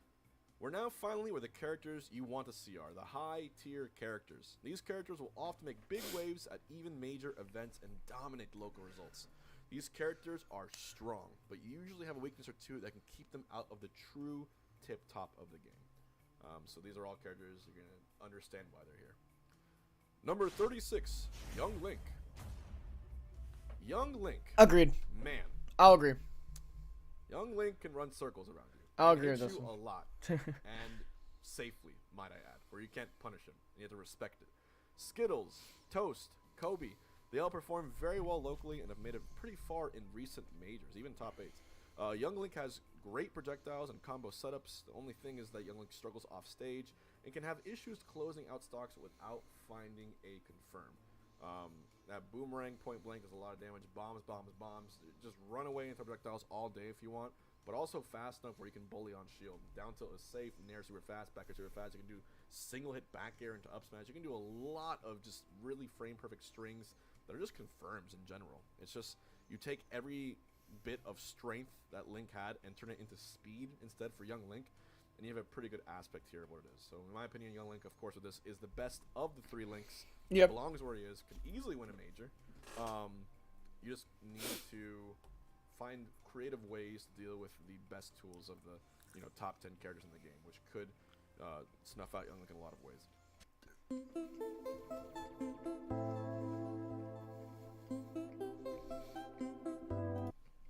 Number 35, Olimar. I also agree with this. Olimar was a massive threat, of course, in Brawl. Not so much in the later game, and then in Ultimate, still belongs in high tier. Olimar has a super strong early percent combo game, like crazy damage output at 0%, and great keep away tools. Only thing is he's very light, dies very easily. Dabuz has placed in multiple top 8s of this character. Of course, Dabuz, one of the greatest minds, biggest brains the game has ever seen. But he really does have faith in the character. You can see why. Pikmin do get out prioritized by other hitboxes very easily, but you'll start to see a lot more Olimar players pop up in the near future, I believe. I think that they've balanced character enough where it's not like you get 3 Pikmin, you got to use them wisely, and depending on that lineup, especially if you have 2 purples on deck, this character can be a massive threat like you've never seen before. So be very, very careful at low percent. Up B lasts a long time, and it can be mixed up enough where you can actually choose what ledge you want to go to if there's an underpass on a certain stage. So I wouldn't be surprised. Another Olimar player that comes to mind is 34, young kid from Minnesota, Wisconsin, making waves in online tournaments. And of course, you got Myron from South Florida, Shuton from Japan. I mean, the character has great results in a lot of places. Number 34, Ryu. Really? So with Ryu, the last patch Really? strong forward tilt faster, Hadouken do more damage, and lowered lag on the grounded Tatsu. Vendetta used Ryu as a counterpick to his Ken to upset Goblin at Glitch. So right there, a pretty good indicator of him. This is being really able to high. matchups. He has similar strengths to Ken with great damage output and kill confirms. Only thing with Ryu is that classic with FGC characters, you can struggle to land and recover. But again, he's one of the characters where you just, if you're in his face, This might be tanking either like 30%, or just straight up getting your stock. This might be You gotta like respect your space at all times. the highest I've seen Ryu in a That's why his while. counterpart Ken is a little bit higher, and I'll explain why in a second. But yeah, it's really. I kind of agree with it though. If you have proper cancels and jabs, I think Ryu's like low high tier. Honestly. So really cool to watch Ryu players flourish, and I hope more than come into the scene. Number 33, Ken.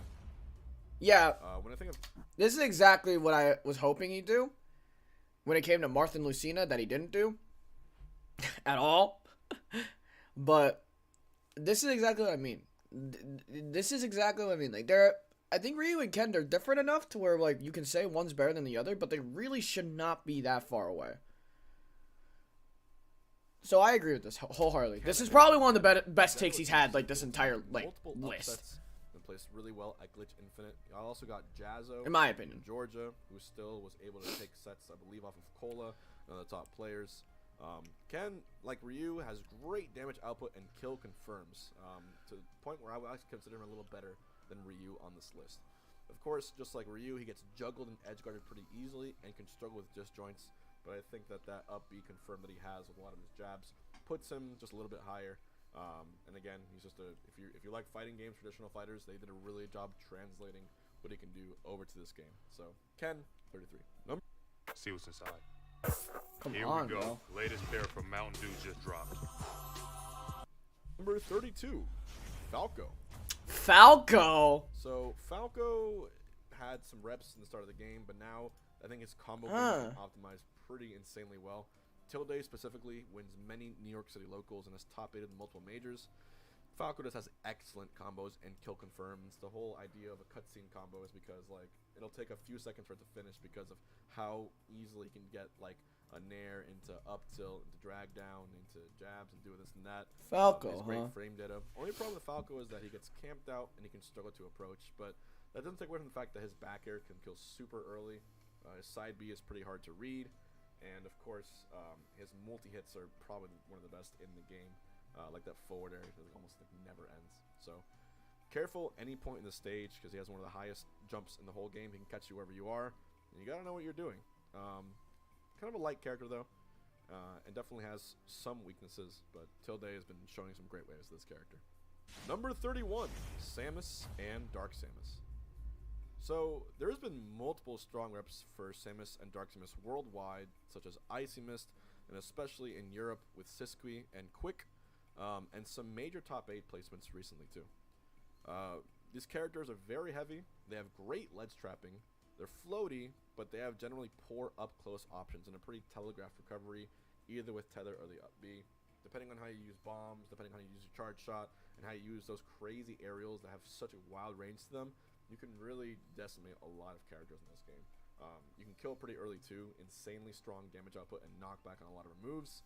And I'm not surprised at all that there's like top players for an entire continent with this character. They really made her solid, stupidly strong back air. You've got really cool up air strings. You've got a pretty, I guess, I don't know if disjoint is the right word for the forward air, but definitely the range on that is huge. Down air spike, strong smash attacks, and a great keep away game. And of course, missiles and bombs, projectiles galore. Kind of everything you would want, and I think not too terrible of a character to pick up either. Definitely a good first character, I think, for some people, in my opinion, to play in this game. And also pretty hype. Up B at its shield is also a good panic option. And so, yeah, wouldn't be surprised to see more reps for Samus and Dark Samus as the game proceeds. Number 30, Luigi. Luigi's this high? Possibly has the best combo game in Ultimate, including kill confirms. I mean, whether you're getting a down throw into the crazy zero to death that he has, or just really good strings with up air, back air, nair, whatever you want to do, a lot of his moves simply lead into themselves. He also has down B, Cyclone. I could make an entire other video, probably longer than the length of this video, explaining why this move is so just badly programmed, bizarrely good. So many uses, it recovers, it's a panic option, it kills, it makes it sort of moves you around to little parts. It has insane weird priority and intangibility. I don't even know. It's just such a good move. You can just use it over and over. God, it makes me angry. But of course, Luigi's main rep, Elegant, makes top 8 at many events post-COVID. Clearly, this character can win majors. Not a doubt in my mind. You just have to find the openers for these combos. And honestly, a 0 to death on nearly, every character in the cast at low percents, it's pretty crazy. Number 29, Kazuya. I'm gonna be honest. I'm be so honest. This is one of the better takes he's had. Because I've seen people put Kazuya way lower than this. So, I'll take it. You know what? I'll take it. Probably my favorite character to watch. I'm a little biased here. He's super fun and hype, and his combos are insane.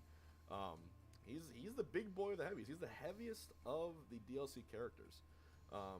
Riddles specifically has upset top players with this character, and whenever he does, you hear outcries on Twitter how broken he is. But really, I actually think there's a tiny bit of actual honesty to this character because you have to have a lot of precise inputs to pull it off. It's not necessarily easy. Riddle's just a god in my opinion.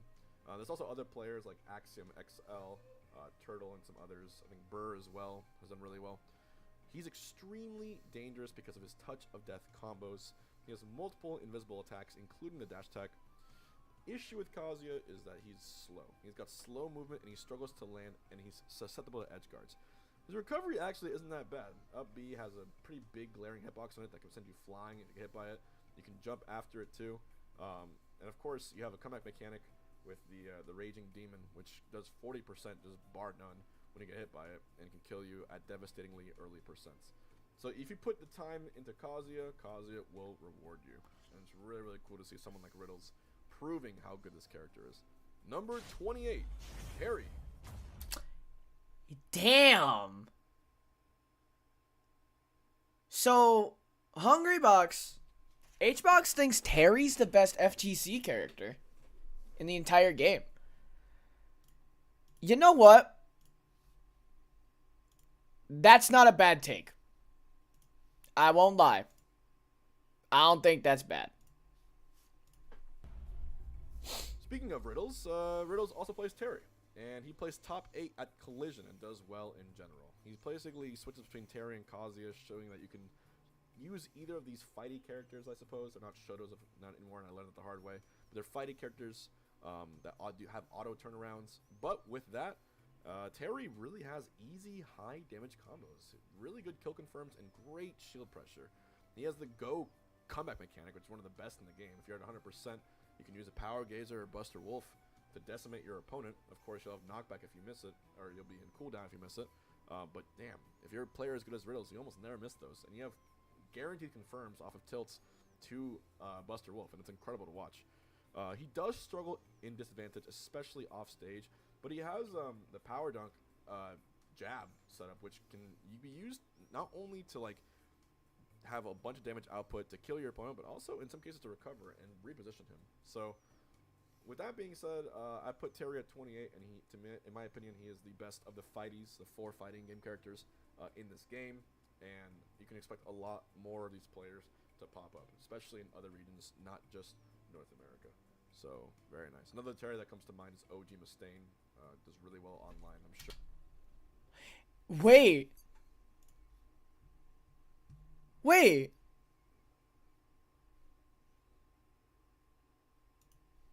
OG Mustaine? Ain't OG Mustaine in our server? Huh. Sure. He probably does really well offline too. Number 27, Sheik. Boy, did I sleep on this character. Boy, did I sleep on Sheik. Everyone did. When I Everyone did. Ultimate Summit, I saw the light. You know, I saw Void, even though he was inactive, performing so well, making such insane upsets and doing such incredible combos that just showcase the massive potential this character has. Sheik is a contender for the single best frame data in the entire game, and that's what allows her to have these extended combos. However, the balance is her damage output is one of the lowest in the game, super low damage, and knockback require tons of precision and technical prowess to perform well. And it's not surprising to me at all that one of the only people that can do it is the God Gamer Void himself, which any controller you pass him, he'll be top 10 in the world in about a year. But it's like, yeah, the character is super, super efficient when used properly. And I believe it was Zach Ray, who was, you know, the god of Japan for a while, who said specifically that he thought Sheik was potentially the best character, #1 in the game. Which is a pretty insane take, but you know, he knows a lot more about top play than I do, and for him to say that, something's got to give. So, definitely, obviously, high tier character. Number 26, Byleth. Byleth has been in our hearts for a while now, thanks to MK Leo. MK Leo this character literally has the best results in the entire game. If you look at the past year, because of Leo. But remember, sure, Leo's a god and super, super good, and he can do it with Corrin too, but the character needs to have enough tools for that to be a thing. And we've seen those. We've seen the great range. We've seen the amazing kill power. We've seen that really fast nair, which leads into really crazy setups and close-up pressure. The best tether recovery in the game, and it's not close at all. And, I mean, have you seen the damage output of a perfectly tippered back air fair or forward smash? You seen that? Have you seen how well up side of shield fares, the range of up air? This character is nuts, alright? And by the way, if you're trying to recover and you get tethered off stage, that's a spike. You're going straight down. Potentially the best spike in the game. But I will say, Byleth does have a very slow ground and airspeed. It makes some matchups for that reason very bad. And, you know, Byleth with a bit more speed, probably contender for best card in the game, but you needed to have that balance. So, yeah. It was too long ago where people were saying Byleth was middle or even low tier. Get that out of here. Officially, Byleth is a high tier character. Alright? Forever will be. Deal with it. And MK Leo, thank you for showing us the light. And I'm glad we now know the truth. Been preaching that. That's another thing I preach. It feels almost poetic to end this part of the video with the character that is the best player in the world, the one that he uses. And the crazy thing is, there's still 2 more videos. In tomorrow's video, we'll finish off the remaining high tiers and begin the coveted list of the top tier characters. Where's Steve on this list?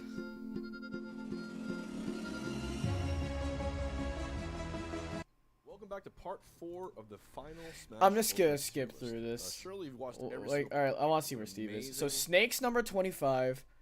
That's fine. That's whatever. Who's this? Captain Falcon 24. Sephiroth 23.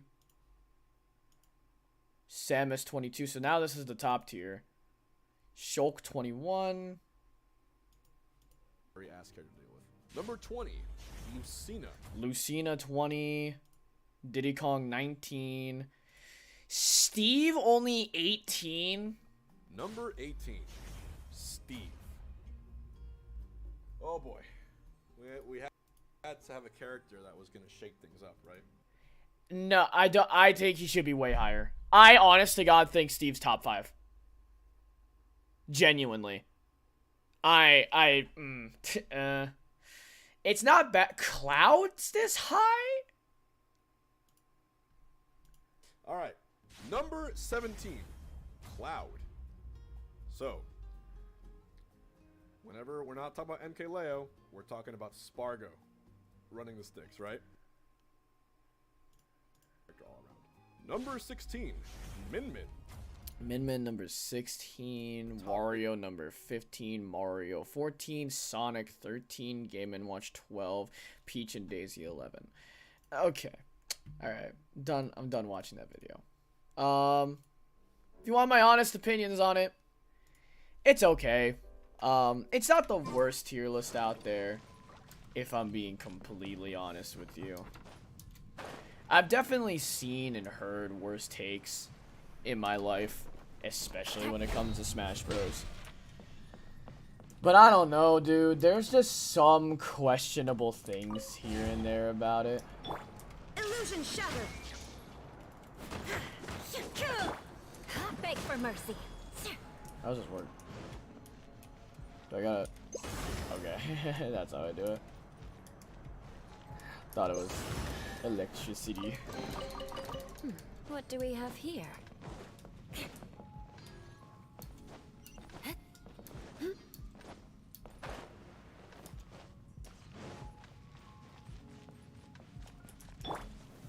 Solidified. I just don't know, like, again, like, he didn't have, like, horrible takes on that list. There were some takes I could genuinely, like, look you dead eyes in the face and say, yeah, you know, like, you could make an argument there. You could genuinely have that opinion, and that wouldn't be a bad opinion. There's just some questionable takes, man.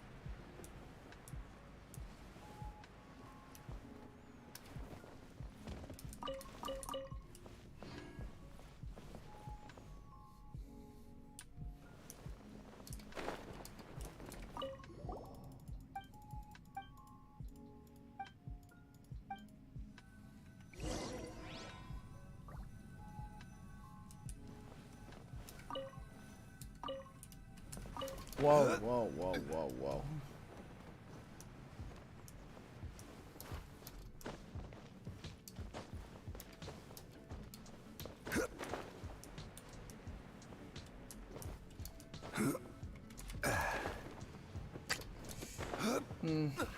Hold on.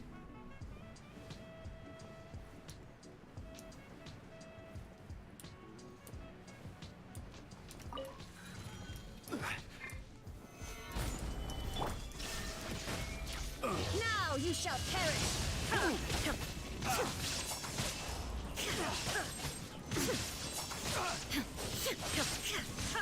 Shine down!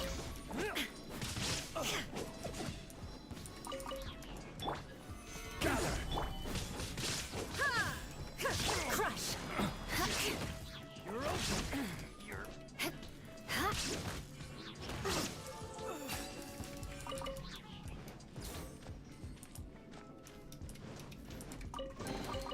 I can put these to good use.